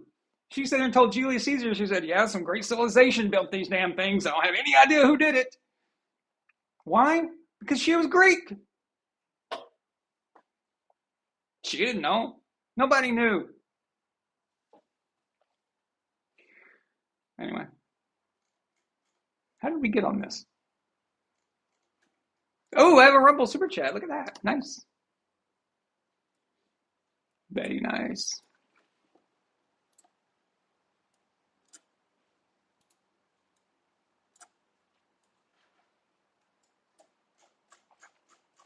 Alpha Courage. Thanks, man. Alpha Courage sends a $2 Super Chat. He says, Northern Africa has been Caucasian since 1000 BC when Greece took it over. Thank you, sir. It's exactly the kind of thing I'm talking about here, is that it's been conquest. It's been the back and forth, the changeover, the turnover. Shit. If you're black right now in America and your ancestry goes back 200-300 years, something like that, it's probably a white person in your family, dude. There's probably a white person somewhere. So just saying that there's a lot of turnover here, a lot of turnover. Conquest upon conquest upon conquest.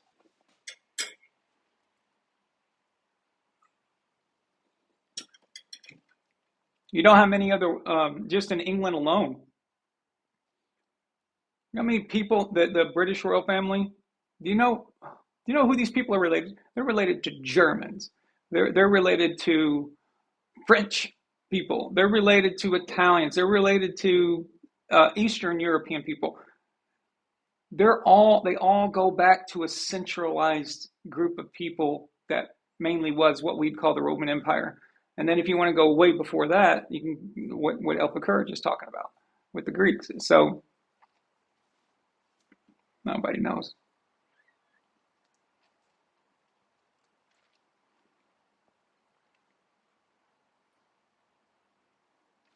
Let me skip back here.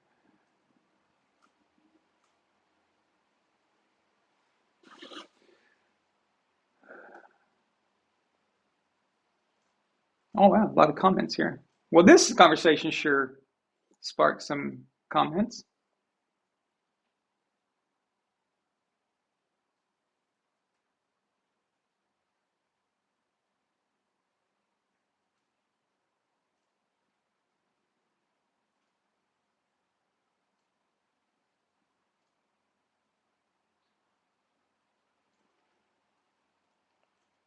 Okay, let's see here.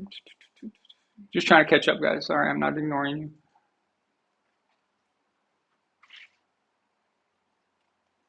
Israel said this is not a nation of immigrants. Yeah, I never understood that. I mean, what does that even mean exactly? We're just a nation. Um, Israel says, "You're lucky, Aaron. I'd brag all the time that my lineage created the United States." Oh, you're lucky, Aaron. If I were you, I'd brag all the time that my lineage created the United States. That's awesome. The British royal family doesn't say that they're German British. John says exactly. That's exactly. They're not even. They married the German royals there. So Jaeger Tharn says, "I've never been to Scotland, Ireland, Germany, Denmark, or France. Been to Canada, but never Quebec in terms of ancestry." Yeah, other than Quebec, Canada is basically just America light. Same shit. Israel says, "I really want to go to Spain someday." That would be cool. A lot of great history in Spain. Thank God Spaniards took their country back. You're going to have to do it again pretty soon. Jaeger Tharn says, "My late grandfather, who passed over the summer, had a South African white coworker in the 90s. And there was a fruitful discussion of the term on lunch break, as I recall. Don't know the details." Well, they were probably saying stuff like that. Like, it's, what does that even mean? You know, how come we don't call Libyans African American when they come here, and we don't call Moroccans or Egyptians that? We don't say that about them, you know? So when Milena was a little girl, her dad had to work out of the country temporarily, and so they lived in Libya for like a year or something. She said those people, half of them are like white people, you know, like you wouldn't know you were in Africa, dude. So, Minuteman says, "My ancestors go back to Vikings, so I guess I'm a Scandinavian American." I guess you are. I guess you are. That would make sense. That you would have. So just start going by that. That'd be cool. Israel says, "Aaron, the point is that by blood you are European, and that's fucking awesome." I guess so. Very cool. But so are you. So are you, Israel. John Thomas Chavez says, "There was a lot of outrage when Dricius du Plessis said he was going to become the first African UFC champion. I think his meaning was that he was the first champ actually living in the African continent."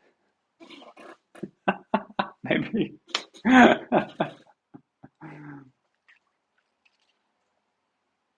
Jaeger Tharn says, "The idea that your people was a peaceable one before the white man came is the most fanciful legend of all." You guys ever seen that movie? It's remind me of the title. It's like a long title. Something something a wounded knee or some. I don't know. It's but that's a great scene, and it's so accurate. And it's not to make fun of anybody. It's or put blame. We all have done it. We all of our lineage, everybody, we all have history of murder, pillage, conquest, just all of us. There is nobody on this earth that doesn't have that in their lineage. It's just a fact of life, and it's a part of history.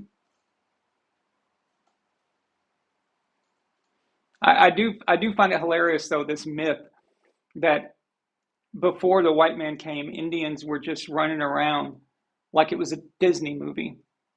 And they were like, the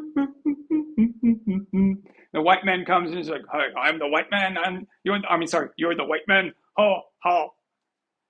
Yeah, this is popcorn, and this is, we want to hunt this. Oh, this tastes good. Oh, we're so happy and nice, and look, we'll teach you how to break things. We'll teach you how to make things. Oh, look at this. Look at this. You want to trade some stuff? Oh, we love you so much." And the white man says, "You know what? Suck it."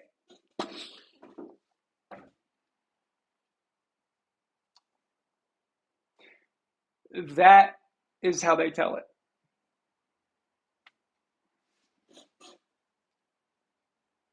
They were all a bunch of cartoon characters just running around. It's like the Lion King, you know, where the warthog and the meerkat or whatever the hell that one thing was, and the lion are all just hanging out and they're being cute. And then the little monkey is teaching them, and it's all just perfect. And all the animals that come to the ledge to see the new Simba baby born, the same animals that are about to get completely beaten down and destroyed by that same little lion when he grows up. And they're all just, now see, that's a Disney movie, and I'm not knocking it because it's adorable, and Lion King is a great film. But they're trying to make it sound like that was the real history of Indians before we came here. Watch Apocalypto.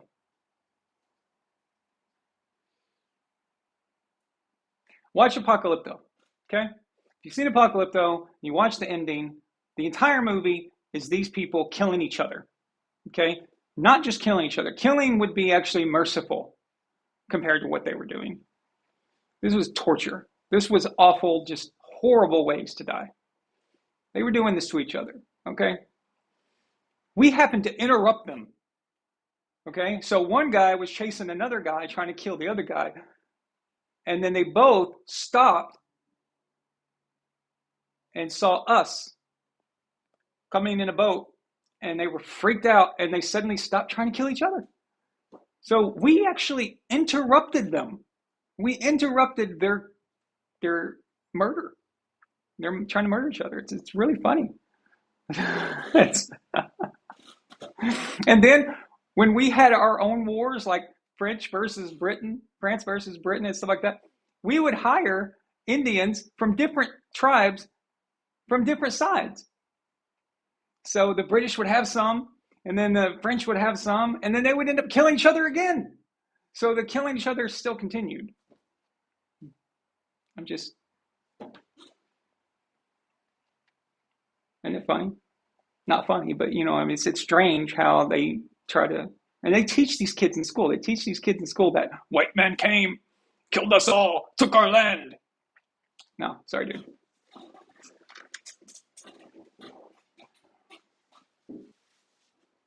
Yeah, Pocahontas, and you know the Disney movie Pocahontas. I have no problems with it. Okay, again, it's a Disney movie. It's supposed to be cute. It's for children. Okay, no problem, no problem. You know, with the whole John Smith and Pocahontas. You know, the angle there.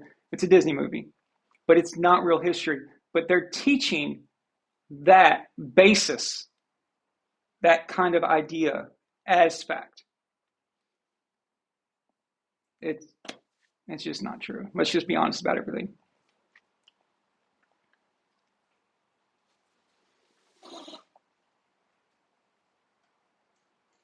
You need to watch Apocalypto, yes. It's eye-opening.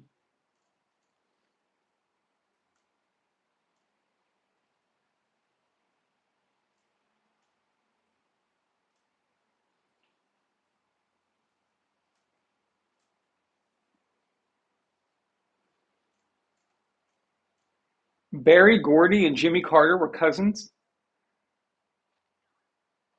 Are we talking about Barry Gordy, Motown Barry Gordy?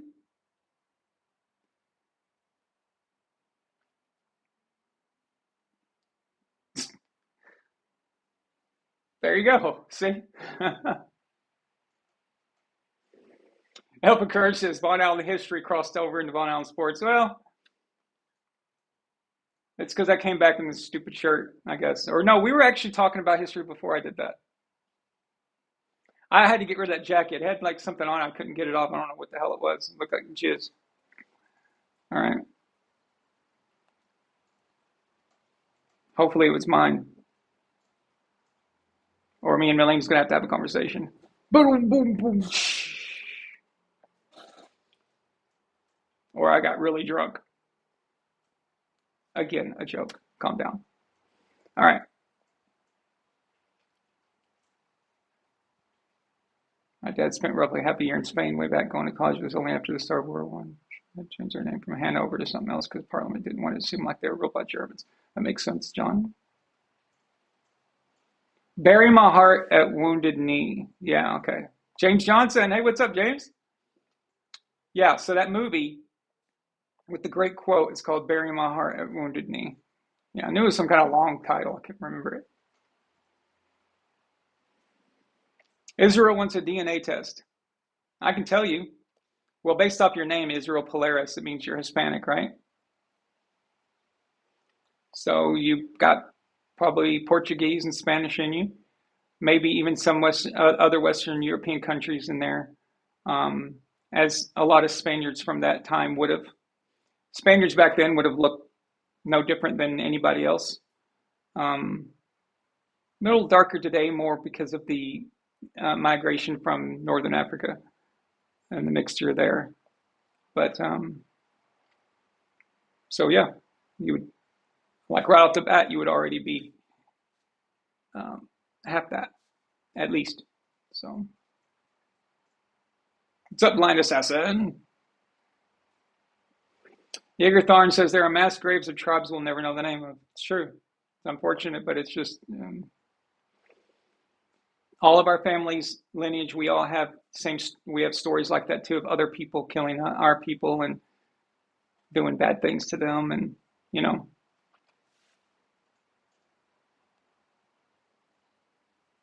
Our people were once slaves. White people weren't. That, in fact, that's where the word slave comes from. It comes from Slav. Slavic is the race of people that Milena is part of. So the Slav meant slave, and that was with the Romans. They'd get a lot of their slaves from Eastern Europe and Northern Europe. So call them that.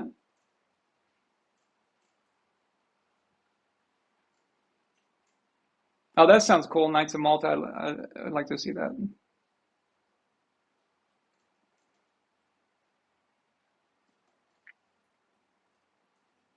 Well, you spelled Berry Gordy differently. You spelled it Berry.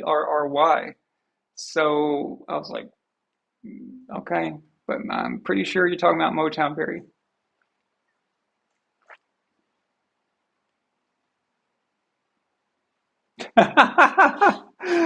Yegor Thorne says Von Allen's making Trapped in the Closet Part 50, it seems.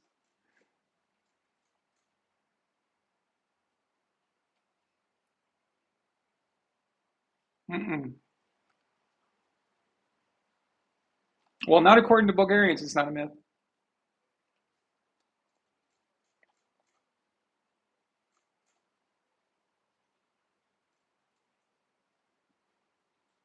If it's a myth, then it's one that's deeply rooted in society in Eastern Europe because they're convinced it is. So I don't know. I would say that if any academics now are trying to debunk it and say it's not a myth, they've got an agenda, and the agenda would be that only white people had slaves, and that white people could not be slaves. Because if the word slave comes from enslaved white people, then they don't have the monopoly on, you know, the oppression Olympics or whatever you want to call it. They don't have the monopoly on the history of oppression, history. So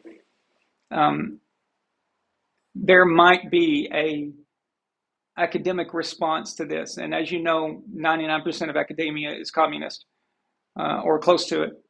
So they're going to do things like that. So, but if you talk to anybody over in Eastern Europe about this, they are 100% believe that that is accurate. So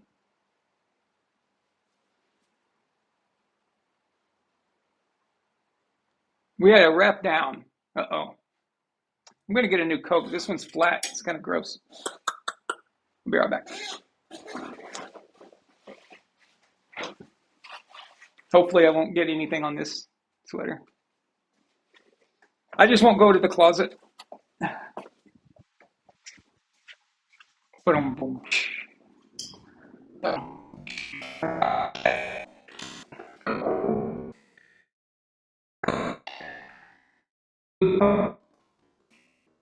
Always glorious. Oh, more Smurf. That's good. Here, Smurf dead bodies all over the floor. Let's show everybody your work. Let's show everybody your handiwork here.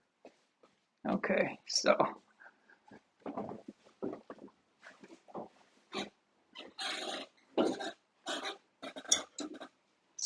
this is what I found on the floor on my way to the refrigerator. And then this is Handy Smurf, right? So this is the one that's really good with construction. This is Smurfette with the high heels. And this is Papa Smurf, of course. Hey, Smurfette. Hey. Hey, she's mine. I smurfed her first. Really? I'm going to smurf you and your smurf until you smurf. Oh, smurftastic. So anyway, these are all over the house. So there's another one around here somewhere. She probably put it on Milena. I bet it's on the bed in there.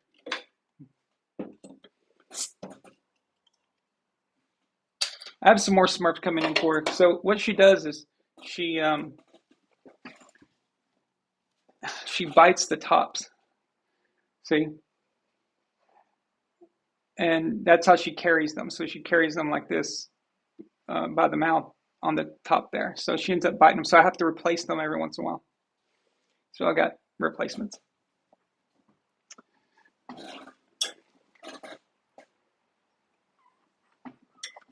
See what you guys get here? You get a puppet show as well. You get all kinds of things. You get history, you get a puppet show, you get football. Not much football tonight, but hey, another super chat.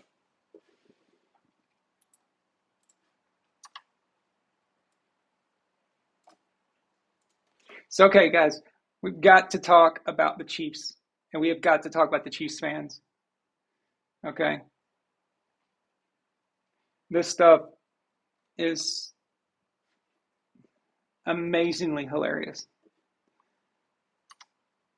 Let me get this super chat real quick. Screenshot.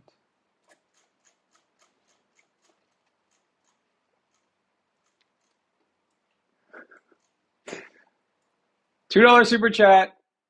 Yes. Upper Kurt says, VonAllen gets a new Coke. New Coke. Let's see if he gets the reference. Well, I did. I got the old Coke. Okay? I got it now. Okay. Thank you for that. Oh, he sent another one. Nice. We're in business. Look at that. Alpha Courage sends another super chat on Rumble.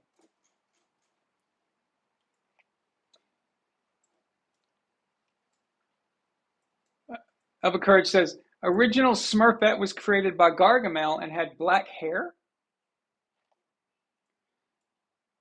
Huh? Is that true?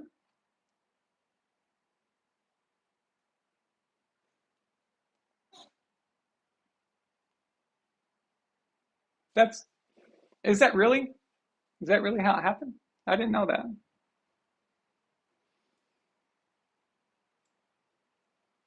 That's interesting if that's the case. I mean, I loved the cartoon when I was a kid. I had the toys and everything when I was little, but um, I can't remember that. I can't remember Gargamel creating Smurfette. Is that how she kind of showed up? Is that because I know she just kind of came out of nowhere, right? And she was the only girl. And when she showed up, they were all like fighting to like, you know, I smurfed her first. Oh, you know.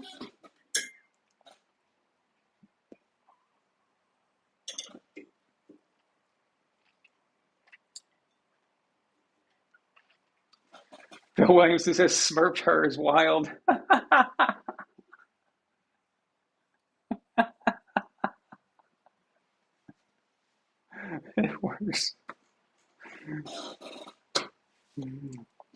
Oh well, we're having fun, right? So I don't know what the hell's going on in this game right now. I just see Al Michaels and Gay Street on there talking. Apparently they got a sub coming in or something. I don't even know what's going on. Who cares? Who cares about these refs? They all suck anyway. They're all just clones. They all just do what the NFL tells them to do from New York. I mean, I got a little earpiece, and they're being spoken to by New York, so it doesn't matter.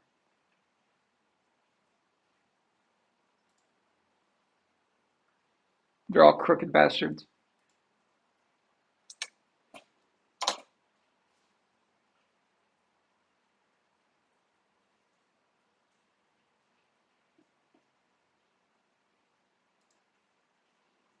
That's Good Sports posted on X when Josh got injured, and he says, "Don't scare us like that, Josh."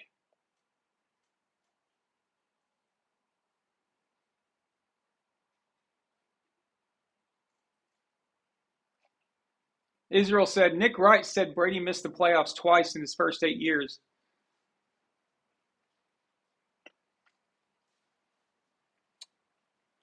Except he intentionally left out the fact that he tore his ACL in 08 and didn't play.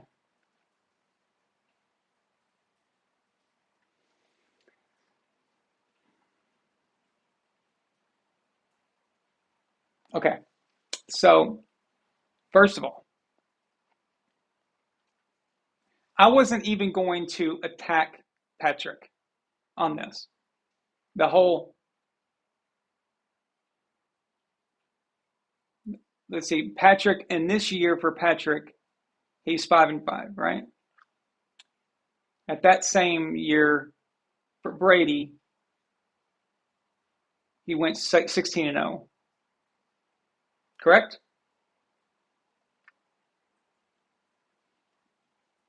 To me, that is not relevant. But when you say stupid shit like that, you find yourself having to say those things.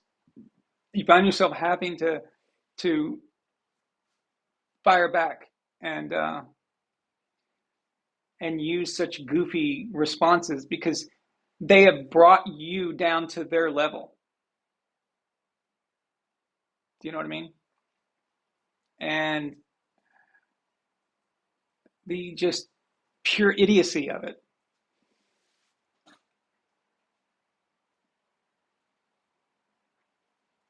Tom missed the playoffs his second year. That is when the team was coming up, not when they were at full strength, not when they were at the height of their empire, right? It's just, it's rare to be a great team early on, like immediately. That's very rare, very extremely rare. But it's so much harder to sustain that success over a long period of time. I don't think that these comparisons of time, like so-and-so did this at age whatever, or this year, or in his first year, he was doing this, and while this quarterback was doing this in his first year, they don't mean anything. Just like it doesn't mean anything for Patrick. There is no relevance or meaning to what year of his career this is. That doesn't mean anything right now. It does when you're 40 and 41 and 42 and we're in an area where no one's done stuff like that, that then I understand, talking about it. But prime years, what does it matter? It doesn't matter. It doesn't matter that Patrick's 5-5, and it doesn't matter this year. So it doesn't matter that Brady missed the playoffs his second year, although he led the league in touchdowns, right? So we could just add that. Fumbleitis, fumbly-doodah, fumblingus. Ugh. I'm not going to repeat that one. What is going on here? The Houston Texans have the same record as the Kansas City Chiefs.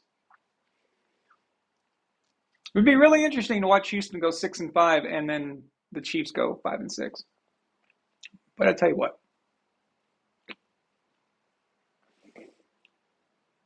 the Chiefs are not going to lose to the Colts. The Chiefs are going to beat the living snot out of the Colts, probably, unfortunately. But they're going to win. So maybe it's close. Who knows? I don't know. But I don't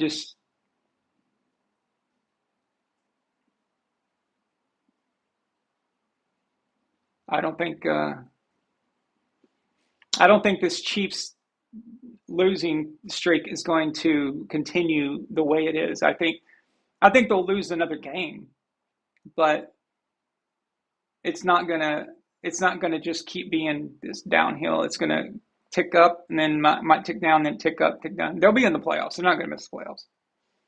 That's impossible. So.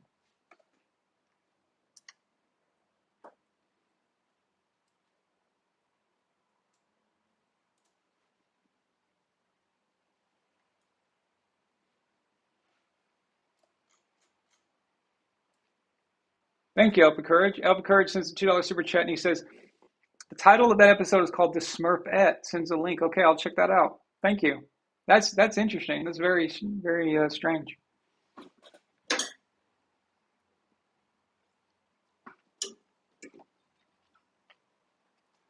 But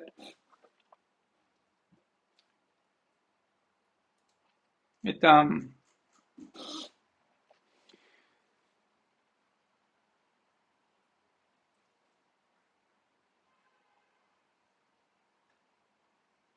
I don't know. I just think people ride this roller coaster in football, and the overreactions and all this.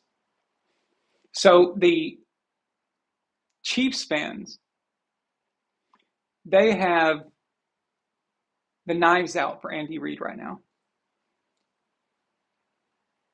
My feed on X is flooded with Chiefs fans fighting each other. One side thinks that it's Andy Reid's fault.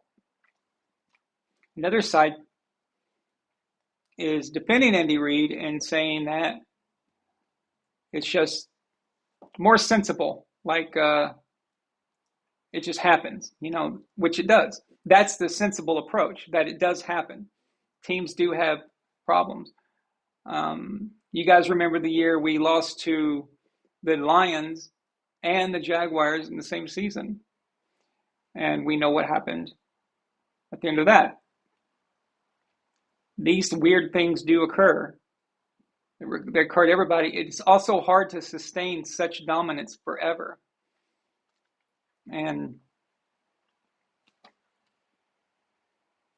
But these Chiefs fans that are blaming Andy Reid is the most laughable thing I think I've heard in a while. It is unbelievably stupid. You've got a guy that has taken a franchise that was completely irrelevant. The only time that anyone even thought of the Chiefs for anything was when Len Dawson was there. And then they were completely forgotten. Completely just nothing. And then Joe Montana comes along. And then they briefly have their moment.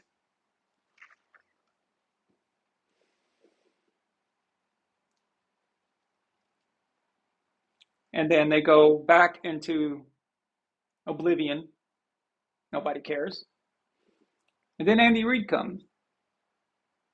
And they start to show signs of life. People were starting to go, what is this? They're not bad. We even ran into them in the playoffs.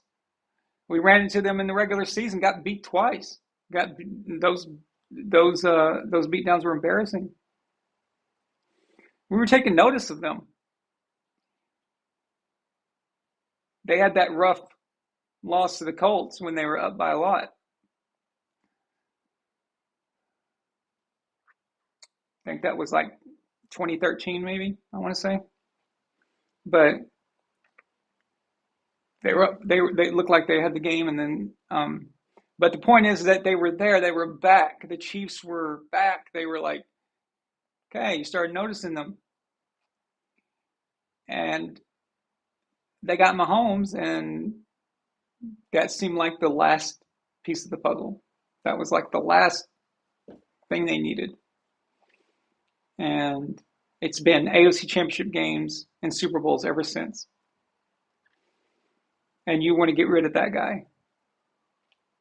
Let me tell you something.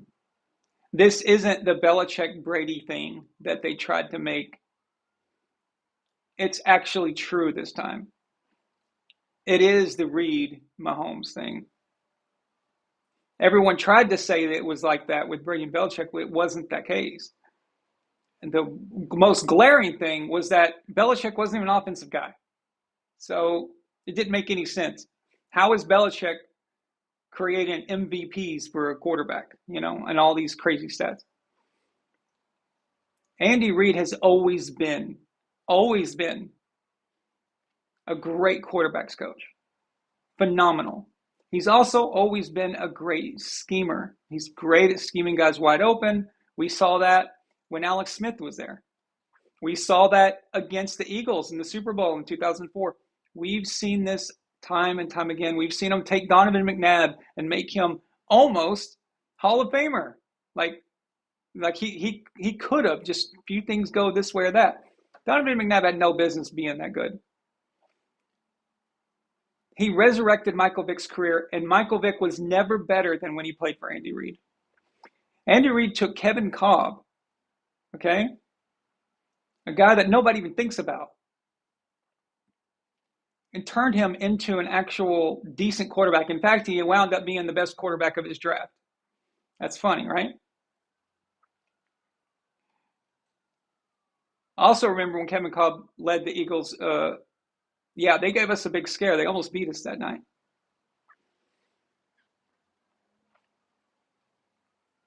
Then Andy takes on. Let's see. He might have. I'm sure he had some quarterbacks in between, but was he still there when Nick Foles had his first stint? I can't remember. But then, of course, Alex Smith. Alex Smith was already kind of like coming back. He was kind of showing who he was. Not really coming back. It was actually the first signs of life for Alex Smith was with Harbaugh. But then he went over to Kansas City and still looked good, still played well. Tom never had a head coach like that. So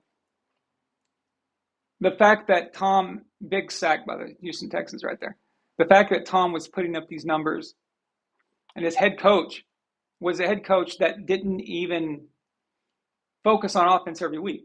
See, the Patriots were a game plan specific team. One week it could be all about the run.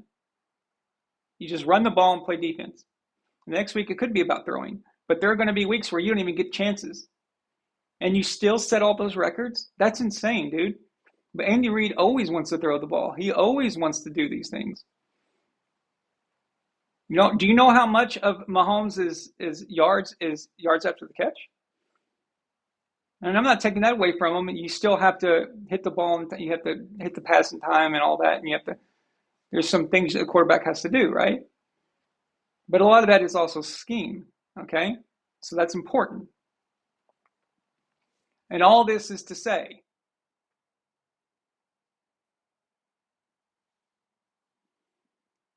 Andy Reid. You get rid of Andy Reid, that will be the greatest, funniest, most tragic stupidity of all time. That I cannot wait. I cannot wait for the day that Andy Reid and Patrick Mahomes are separated. I cannot wait for it. And it's going to be the biggest I told you so ever. I am going to not let it go. That entire year, when it happens, when Patrick Mahomes is mediocre, That whole year, I'm going to do nothing but gloat. It's going to be awesome.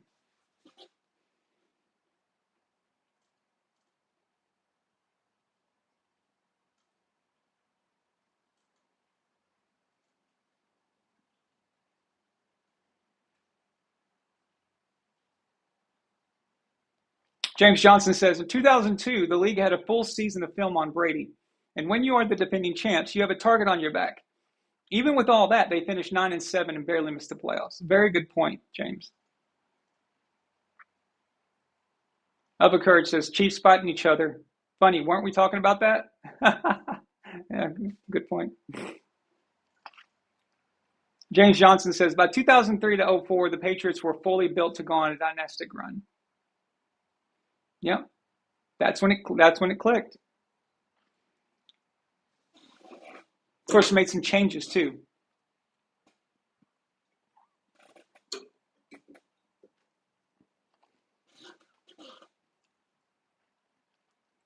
Epicur says 03 to 04, 21-game winning streak. Israel says, I've had Chiefs fans telling me that Mahomes is the sole reason for Andy Reid and Steve Spagnuolo's success. What? Steve Spagnuolo? Yeah, I still have PTSD from that guy. I don't even want to hear. I don't even want to hear about Mahomes having anything to do with that. When Tom Brady came along, his head coach had nothing but a history of losing, of being fired as a head coach, and then was on the verge of being fired again. Patrick Mahomes joined a coach that had already been in a Super Bowl, how many, did he have 5 straight NFC Championship appearances with the Eagles? Something like that, right? It was a lot. They just always fell short, but they were always in the playoffs constantly. Even with Alex Smith, they were a good team. Come on, Josh, get that first down. There we go. Nice job. It's unbelievable, dude. It really is how they're acting.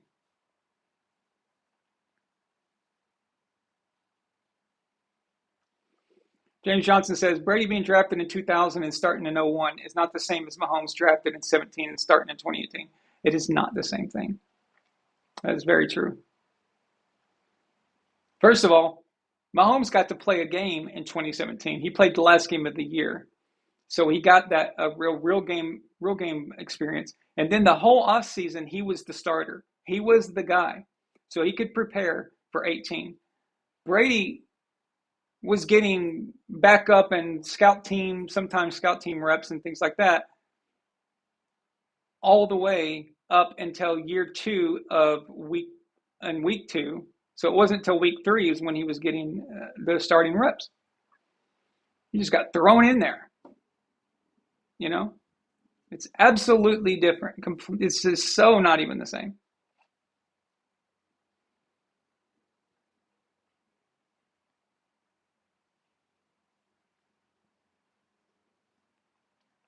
Yeagerthon says there's some people out here claiming Bill would have won with any quarterback. Still?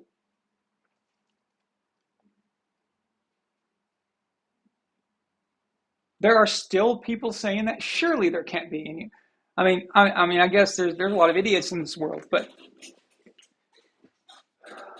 my God, to say that's interesting.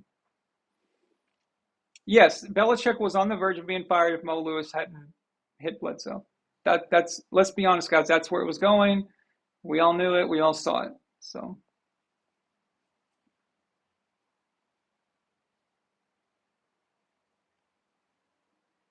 It's a shame.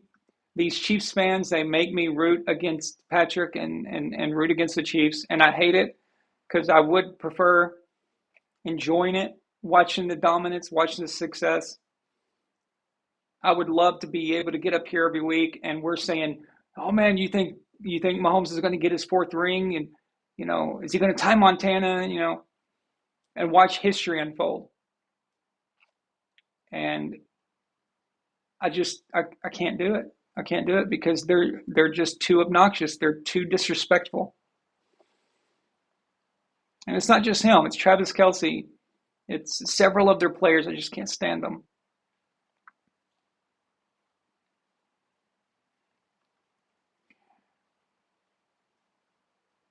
M7145.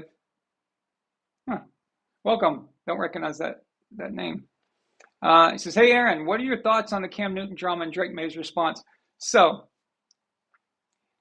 just in case you guys don't know what happened, Cam Newton had said that about the Patriots like a week ago, I think, maybe less, just recently, said that Drake May and the Patriots were fool's gold. So we're thinking we're good, and we're thinking we're, all this, and everybody's talking about them. But in reality, they are going to implode. And it's all going to come crashing down. A little weird for Cam to say, considering he was a Patriot. And, Drake May looked up to him. Drake May grew up in North Carolina. So, of course, he was a Panthers fan and a big Cam Newton fan. Hang on just a second. It's 4th and 1.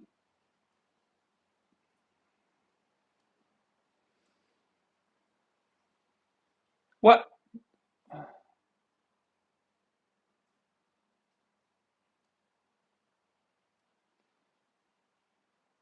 There's 10 minutes left in the game. Why didn't you just kick a field goal?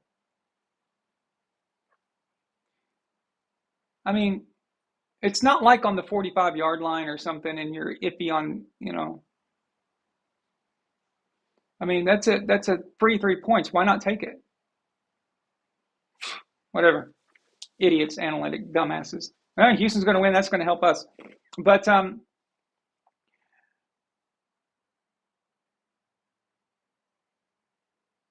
yeah. Well, whatever.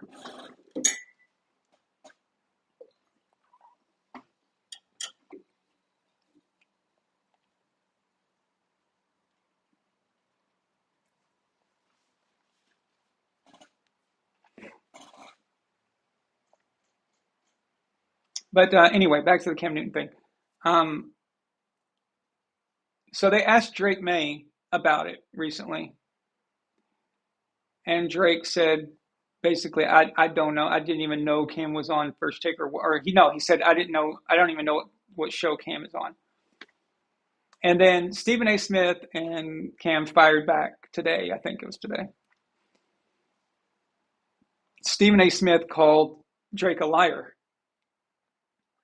He took offense to it, saying, oh, we're the #1 show. There's no way he doesn't know that. He's lying, blah, blah, blah. First of all, it might actually be true that Drake was telling the truth. Because up until just like a few days, maybe a week or so ago, I didn't know Cam was on First Take until someone had shared a clip with me. I think it might have been Israel that did. I thought that Cam was doing some kind of stupid podcast where he's just talking shit all the time about every white quarterback in existence. But him being on First Take, that's relatively a new thing. And I didn't even know people watched First Take anymore. I thought that kind of was over after Max Kellerman left. Because the dynamic was boring. It was like it was kind of weird. Like there was a new person every day, and it just, I don't know, it just didn't. It was just blah. And saying you're #1, I don't even know if that's true. Are they bigger than the Pat McAfee show? I don't know. There's no Undisputed, by the way, to go up against them in that time slot.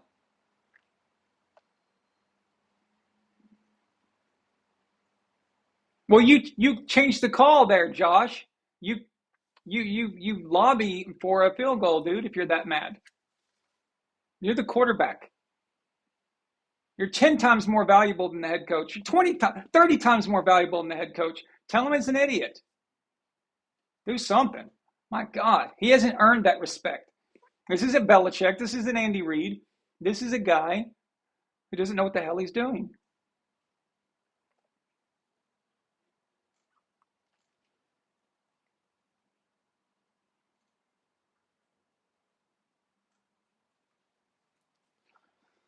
But yeah, so Stephen A. Smith like threw a little tantrum and all that. At first, when I heard Drake May's comment, I thought he was just being sarcastic and trying to be funny. But then I thought more about it, and it was like maybe he really didn't know. But either way, it's whatever. Cam Newton's job is to talk junk, I guess, and he's doing that. Well, Drake May's allowed to fire back, isn't he? So that's just how it works, right? But to watch Stephen A. Smith be such a baby about it, this guy is such an attention whore. It's unbelievable how arrogant this person is. I don't know why he's so popular and why everyone thinks he's so great. He is nothing but a contradiction machine. It's just crazy. The only reason you would clip Stephen A. Smith is to make a point to show either how dumb he is or he says something that contradicts one thing or the other. That's when you would use it in that sense. But you would never sit there and go use him as a way to like back up your point. It would just be like, but you would use it just to show the back and forth idiocy of what he's all about.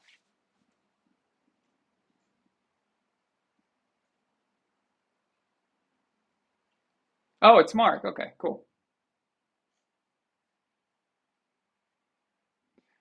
Now let's see if Buffalo is capable of actually doing what they're supposed to do.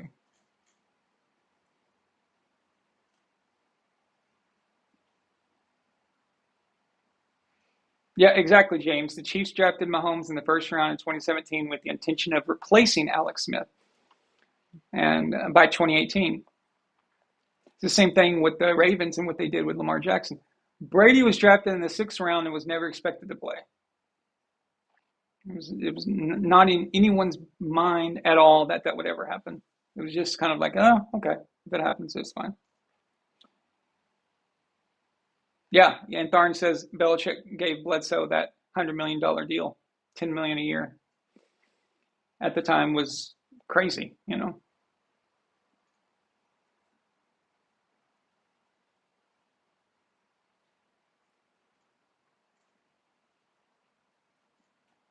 Andy Reid knew what he wanted when he picked Patrick, and he went and got him. Okay? It's one thing for a coach to go and target a guy and then make him a great player. It's another to have a staffer tell you, hey, it's the 6th round, maybe we should take this Tom Brady dude. And you're like, okay, that's fine. He seems like the best player on the board right now, and it's the 6th round, so okay, I'll take Tom Brady, then it's fine. And then you just completely ass backwards fall into the GOAT. All right? That's a way different scenario. Way different everything. Come on.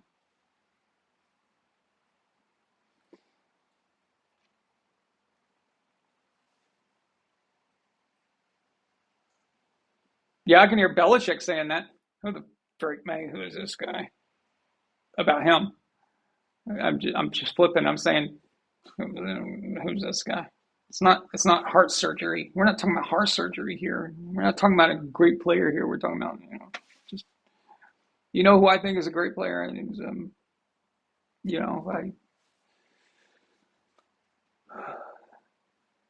Lawrence Taylor.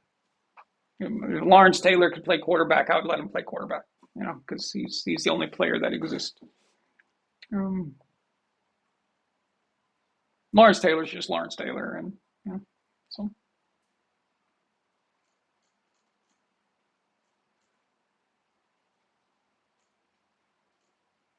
I'd let Lawrence Taylor, have sex with my girlfriend.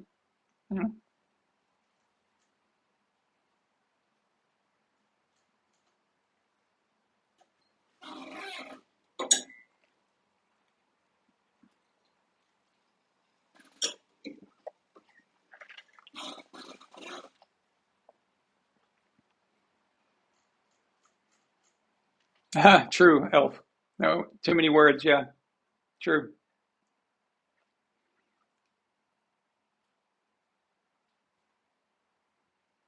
Jesus.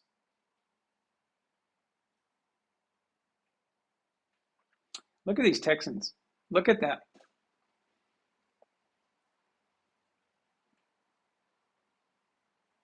You know what makes me sad about the Texans? J.J. Watt. What a career.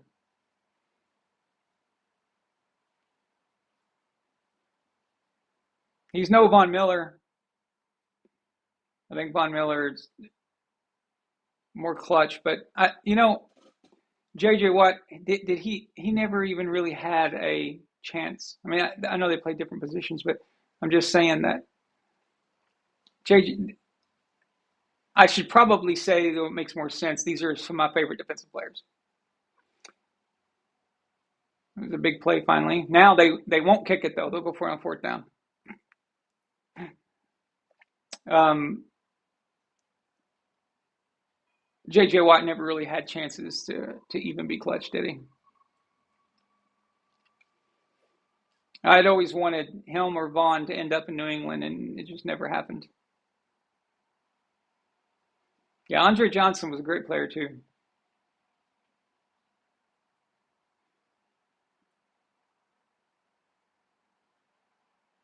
Oh, oh my God. That was all him, dude. That he just made that happen. Another sack. Jesus.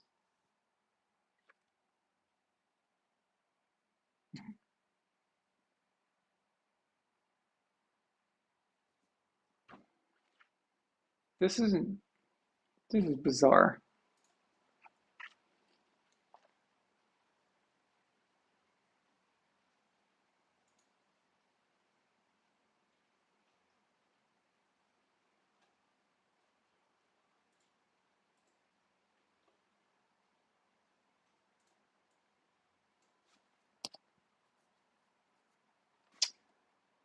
Oh yeah, I'm not supposed to be going for the Bills, am I? I'm so confused. Do I think Burrow is starting on Sunday? Well, there's a rumor. Question is, what happens to Joe Flacco? Does he bounce over to Pittsburgh and help them out so Aaron can, you know, fix his wrist or whatever was wrong with him? I don't know. What happens to the great Joe Flacco? Where are we going to send him? Hey, he'll probably have to stay because Joe Burrow will probably get knocked out of the game again. That dude's made of glass. What the hell? Texans are they're coming for him. Oh, now you're gonna kick. Now they're gonna kick it, guys. Now they're gonna kick it.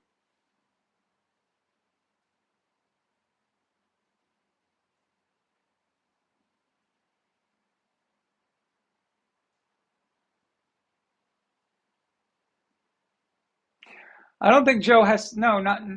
I don't mean Joe would be traded. He could be cut. I'm pretty sure, and picked up by somebody else.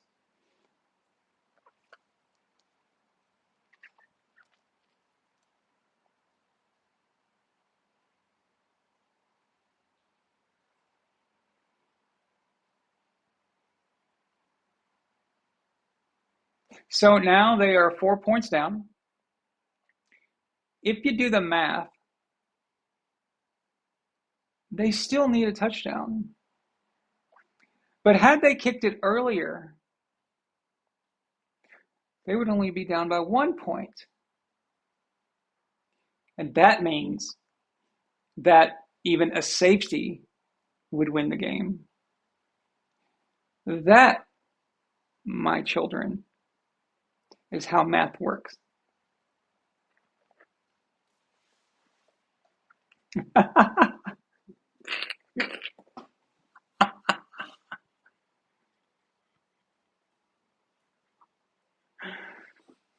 Catfish says, it would be dumb to cut your best player.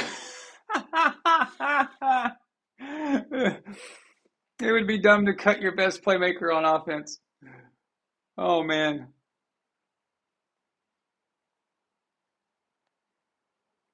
The legend.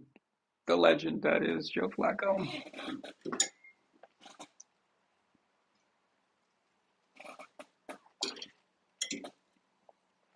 No, I definitely wouldn't cut him. I'd keep him around. You can't trust Burrow not to get hurt. Burrow's become almost an afterthought for me. I used to really like him, but I know they got screwed in the Super Bowl and all, but what they had a good team, and they should have stuck around. But you can't stay healthy. You don't mean anything. And that's I saw Israel say this the other day, but it's so true. One of the best statistics for a quarterback that you can give them is their starting numbers. How often are they around? Are they available? Are they there for you? Because you can be this talented Joe Burrow guy, this crazy gifted quarterback. But if you're always, nursing injuries and not available, you don't mean anything. It's pointless. I mean, the Bengals are lucky if they get through a season with Burrow now. It's like the odds of getting to a Super Bowl for any team during a quarterback's, if you've got a franchise quarterback during his career, is so low. Just getting to just one, okay, is so low. And that's if he's playing every single year. But you've got a situation with the Bengals where you can't even think about that, because you've got to think about whether he's going to finish the season that year. It's just ridiculous. The Bengals, blah. It doesn't matter.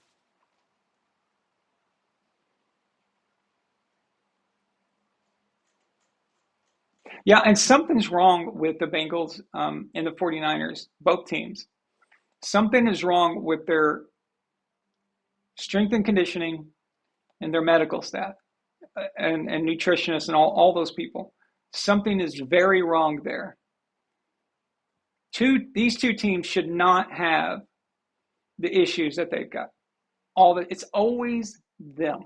It's always them, especially the 49ers. But it's always those two. Something is very wrong there. Every team has injuries, but this is weird. This is excessive.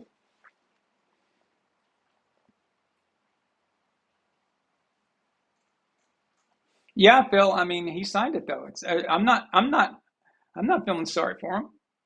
You know,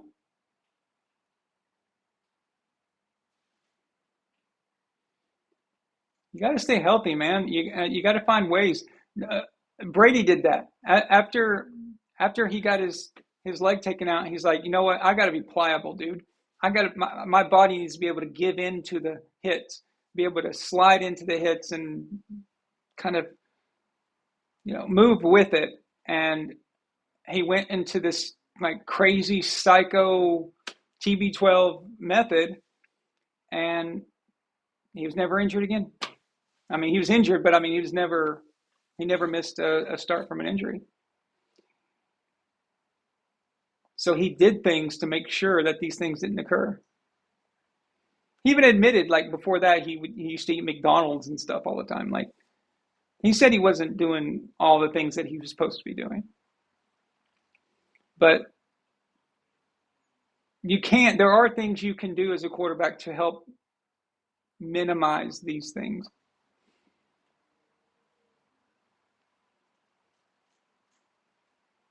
Yeah, Phil says, love him or hate him, Mahomes signed a pretty team-friendly deal. I don't know if you guys remember this, but when I was doing the show from Bulgaria, I predicted, or not a prediction, but I said that the Chiefs should sign Patrick to a deal that is like very unusual. I said it should be like a Drew Bledsoe type deal, like for 7 to 10 years, something like really crazy like that, and keep the cap number down low now, up early, and worry about it later at the end. And they ended up doing that, and it's worked out so far. I don't know what his cap hit is now, but they can always renegotiate it and push it back. There's always a way to manipulate it. Yeah, Irie Gustin says, I'm really frustrated with Joe Burrow because I love his playing style. Dude just can't stay healthy, and that's what I'm saying. It's all you can't help your team's idiocy, like bad offensive line, bad health, bad doctors, bad nutrition, bad coaching that doesn't know how to use you correctly, bad practicing methods. These things matter, but you can also do things for yourself. And you can do things like, you know what, trade my ass. So.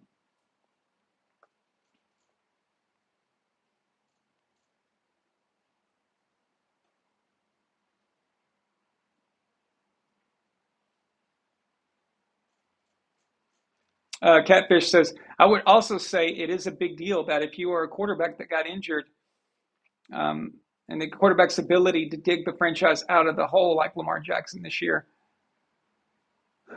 Yeah, I mean, like a quarterback should stay healthy, but if something happens, can the quarterback be mentally strong enough to get to the playoffs and get hardware?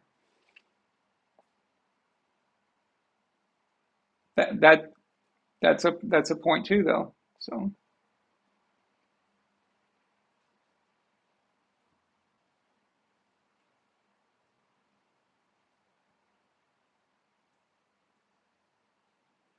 Williamson says, but Brady took less money, so they had a great offensive line.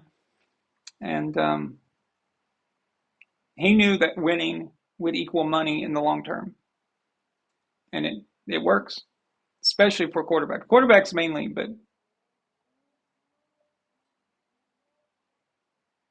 Israel says, I'd rather have Josh Allen than Burrow starting from scratch. Josh is usually healthy and doesn't miss games. Oh, absolutely. If Burrow was indestructible, if he was doing Iron Man stuff like Manning and Brady other than that one, and Manning other than that 1 year. But these guys were known for never missing, or Eli Manning, Brett Favre. If Burrow was like that, I could only imagine what his numbers are right now. Like already just in the few years he's been playing. It'd be quite something.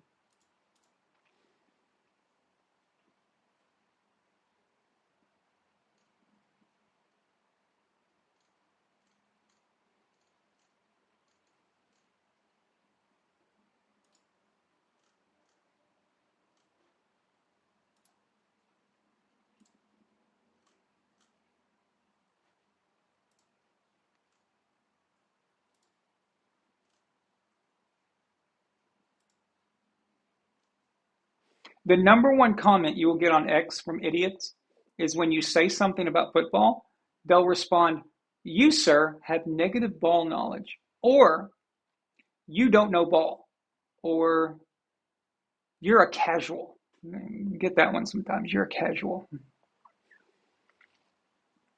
It's really funny. It's always the same responses.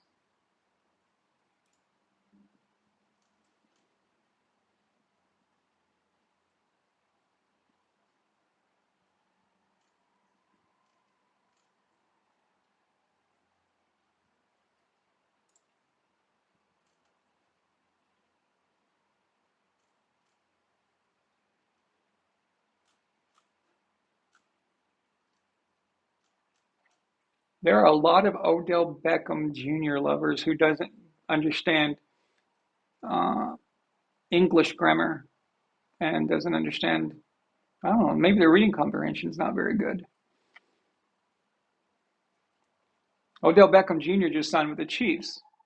And I posted, dude made a career out of one random catch on Monday Night Football. And he did. He absolutely did. And people put up with him. He got money, he got endorsements, he got fame, he's moved around, he's been on good teams, he's got a Super Bowl ring. I mean, that catch changed everything. He took that and ran with it. The point is that if that catch doesn't happen, he's just a decent wide receiver, probably a very short period of time. He's not given all those chances. People don't put up with him so much. He's not as rich and famous as he is, not as popular as he is.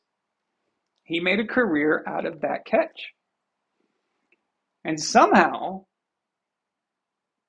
people took that to mean that I think he sucks. And I'm not understanding how that's possible. But we've got a lot of children posting here on X about it.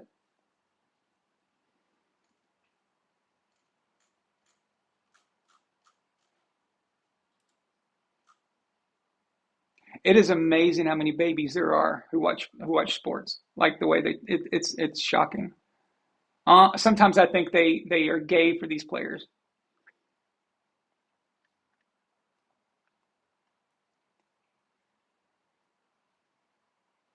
So, what do we think, guys? Bill's going to take the game here? What's your prediction? Yeah, Israel says, well, OBJ had a resurgence with the Rams. Yep. And he actually had a great year, was playing phenomenal Super Bowl right up until he got hurt again and towards ACL. But he hasn't done that much. And he doesn't get that shot without the catch and without all that subsequent, the things that he did around that. And that started. He never reaches the Rams. No one cares about him. He's probably out of the league by then. Because no one's going to put up with all that shit that he did. At Giants and then the Browns. It's over. It's finished. None of that happens. And that's my point. That catch, I mean, he took that and he made something out of it and ran with it.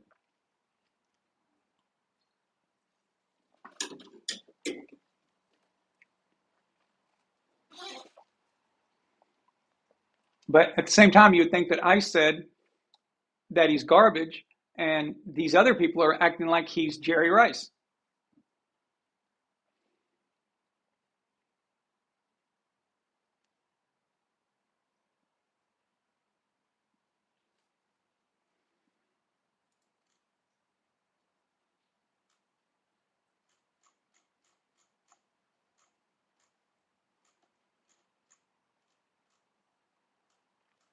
What are they doing?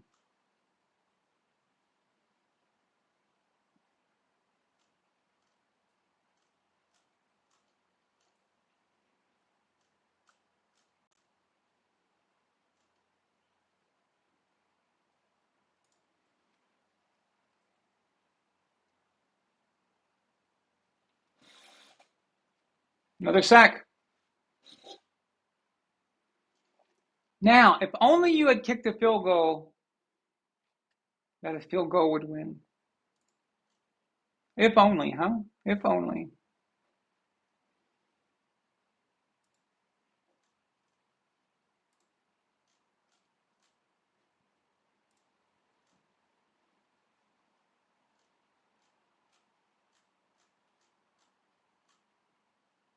Who the F is Zendaya? Anybody know? I saw an image of Christopher Nolan's Odyssey, and this is ugly girl playing Athena, who's like supposed to be a beautiful goddess, you know. And I said, "Who's the ugly chick playing a Greek goddess?" And Israel says, "Zendaya, of course." You say that like I'm supposed to know who that is. Who the hell is that? I don't even know what that is. Why does she only have one name? Like, you have to be really famous to have only one name, like, you know, Madonna or Cher or,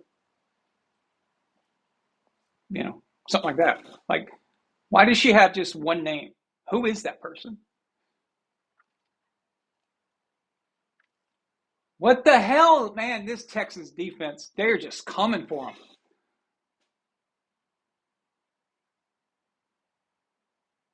This is just impressive.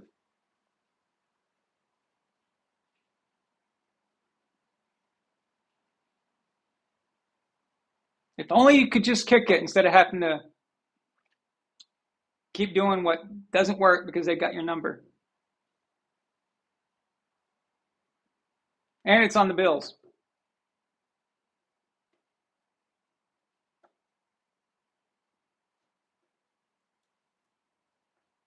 Look at this. If this was Joe Burrow out there, he'd be on a stretcher by now.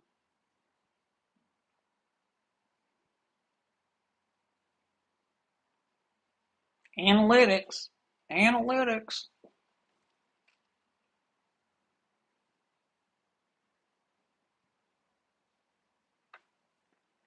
Fourth and 27. Damn, you could only kick it. Well, not anymore. But you could have done different play calling back, different play calling. I actually thought they were on the other side of the 50 earlier. Not now, but I mean earlier. Holy shit, it worked!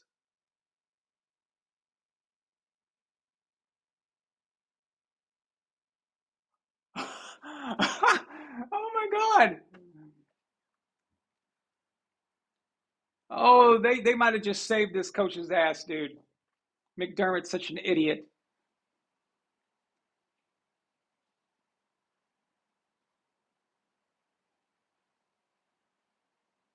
Unbelievable. Unbelievable.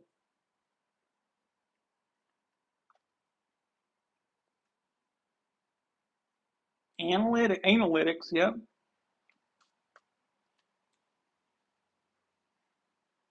So you got four downs here. At least. You could always get a first down. But at minimum 4 downs, but you got to keep an eye on the clock. So you want to stay to the sidelines. I don't know. It looks like Buffalo's might take this, but the Texans have been getting to Josh like crazy, so we'll find out. But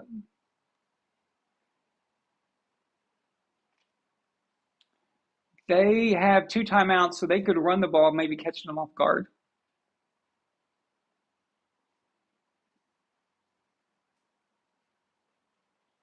I kind of felt bad for the Texans, though. They played their hearts out today, huh? Losing this one, they're just going to be like, what do we have to do? What do we have to do to win?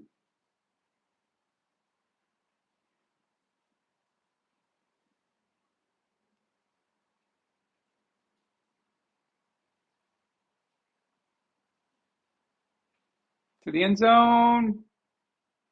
No good.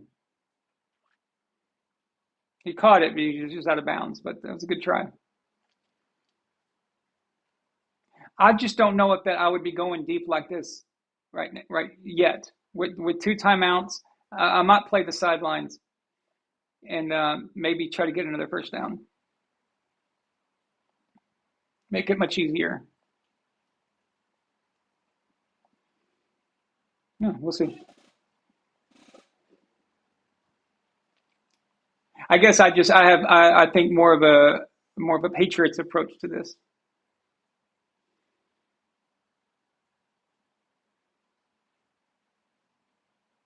There we go. That was a good play call. 3rd down and short. And still got 1 timeout left. Just got to be smart, though.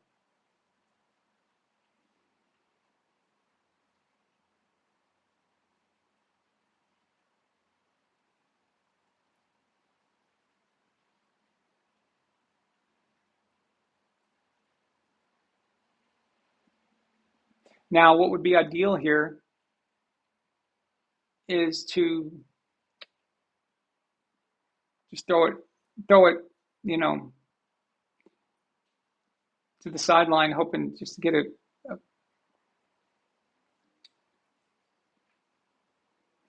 I don't think I'd run it here, though. There's still another set of downs that can be gained.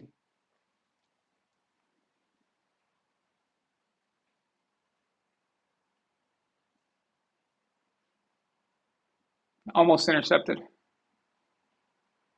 Now it's 4th and 1. This is the game. Let's see.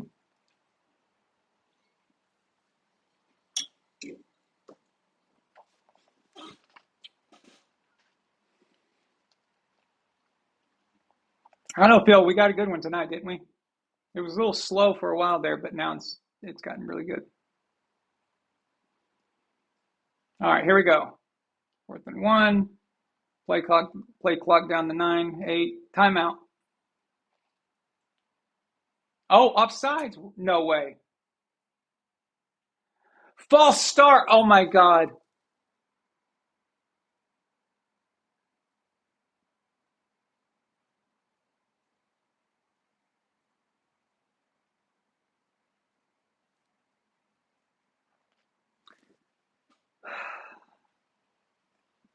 Eight sacks. 8 sacks they've given up. 4th and 6.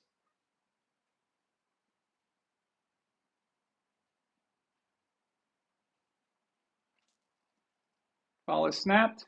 Josh back to pass. Throws it. And he throws an interception off his back foot like an idiot. Complete disregard for your fundamentals. Flag on the play. Oh, this better be a real penalty or I'm going to be pissed.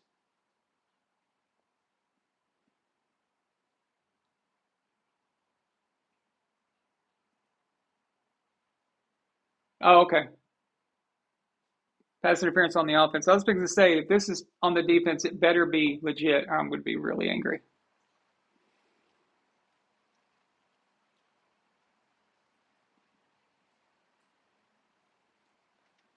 Okay, so this works to our advantage, guys. So the Texans now, for at least a few days, have a better record than the Chiefs. And the Bills are now 7-4, and we are in the driver's seat for the division if we just keep playing smart.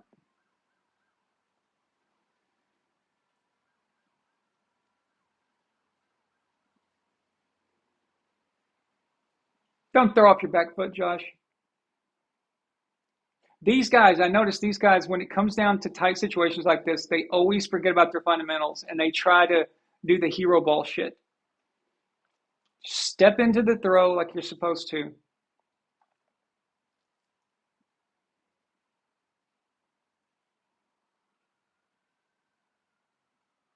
Davis Mills, he's still hanging around, isn't he? We're just going to say it one more time, just for good measure. If they had kicked that field goal instead of going for it, they would have just been able to kick a field goal and win the game.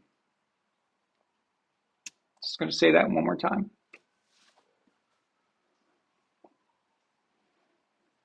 There you go. Unbelievable. Unfreaking believable. All right. Well, this has been fun. Very strange ending. More idiotic analytics involved because these coaches are morons and they're letting people with a laptop coach for them and decide for them. And this is what I say about stats in general. I noticed that football fans on X are now arguing. They argue differently than they used to.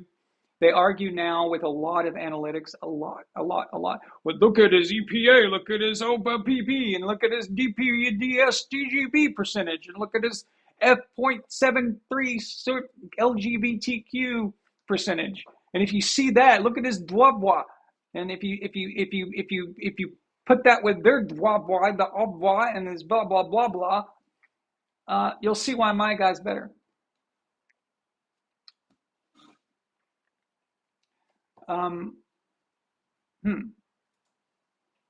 When it all just comes down to basics, are you getting the job done when it matters as a quarterback? As a coach, are you making the right decisions in the moments, in the game? Are you preparing your guys properly? All that other stuff doesn't matter because every game is a different game. You cannot take, okay, what he did against this team, so next week they should be dominant. No, it doesn't work like that. It doesn't work like that. So you can post all the analytics you want. You can post all these little fancy little things that you've got. And don't matter. It doesn't matter. It just doesn't matter. These are it's the same thing over and over again, the same basics, fundamentals that you have to follow. That's it. It's not rocket science, guys. So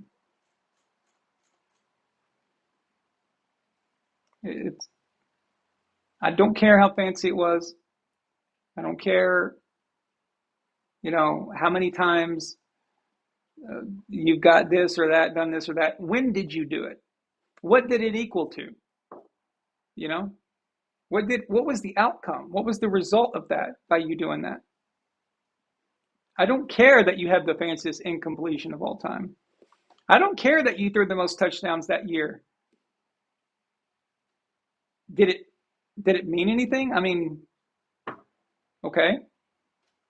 It just, if you want to throw it in there as for someone's Hall of Fame resume, then go for it. But it doesn't mean anything in the context of now while they're playing. It has no relevance whatsoever. Well, he's probably going to take his team to the Super Bowl this year because last year he threw for the most yards. Well, whoop-de-doo. Sometimes throwing for the most yards might actually equal a problem. That actually might be indicative of some other problem somewhere else on the team. Not always, but I'm saying you have to look at that, right? You have to look at that. But each matchup is different, and it's still football at the end of the day, guys. It's still football. So, all right. I'm out of here. Been a long one, 3 hours. So we got some good games this weekend. So we got the Patriots possibly going against Joe Burrow, but I think we'll still win that one. You got the Chiefs Colts. I think the Chiefs are going to pull that one out. I don't like the matchup for the Colts in this case. So, and I didn't look at the analytics either. Okay. Exactly, Phil. The greats perform under pressure. That's what it all comes down to. Everyone says, "Oh, Tom Brady had the greatest quarterback playoff thing, the performance in the Super Bowl in history in 2017." Who took home the ring? Nick Foles did. Who took home the Super Bowl MVP? Nick Foles did. And I'm not blaming Tom. I'm just saying that. Do you think Tom wants to own that record and have that? Or do you think he wants the ring and would have only thrown for 150 yards, and one touchdown? He'd take the ring. So what are the results of all that? It's all nice. It's all fun. It's all cool. As long as it results in something. And I'm trying to get through to this. I never knew there were so many people who worship Matthew Stafford. I had no idea. Matthew Stafford is overrated. Right now, they're trying to make it sound like he's this Hall of Famer and all this stuff. No. You cannot be the leader, the face of one of the most garbage franchises in history for that long a stretch and have Megatron and there have been some really great players. And Ndamukong Suh was there. Really, you've had moments. You've had a chance to do something, and you're garbage for that long. And you want me because you came over to the Rams, where we know what happened there, and you awkwardly get a Super Bowl, and you want me to put you in the Hall of Fame for all that? I don't think so. Sorry.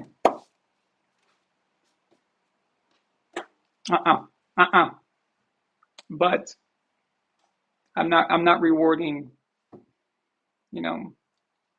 longevity bulk stats. That's to me that doesn't mean anything. So I don't care.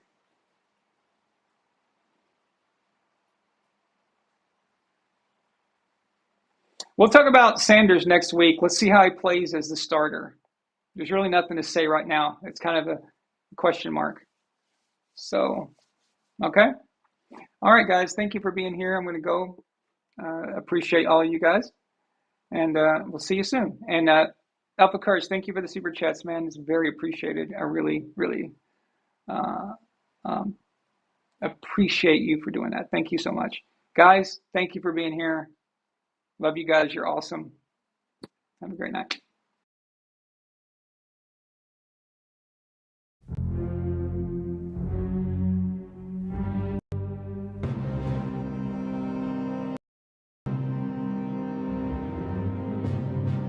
VonAllen Sports.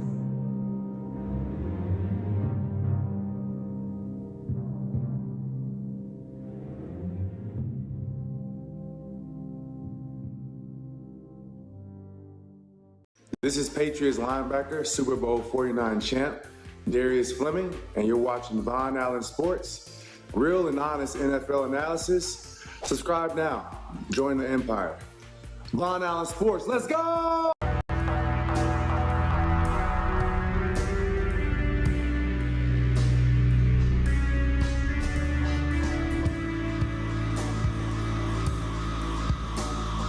VonAllen Sports.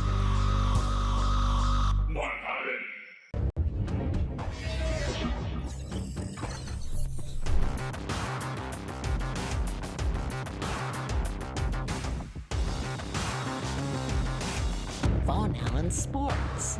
This is the man with the most badass name in sports. The Pharaoh, the Egyptian god himself, Amon-Ra St. Brown. And on behalf of my man Von Allen, we want to thank you for your support. Let's fucking go.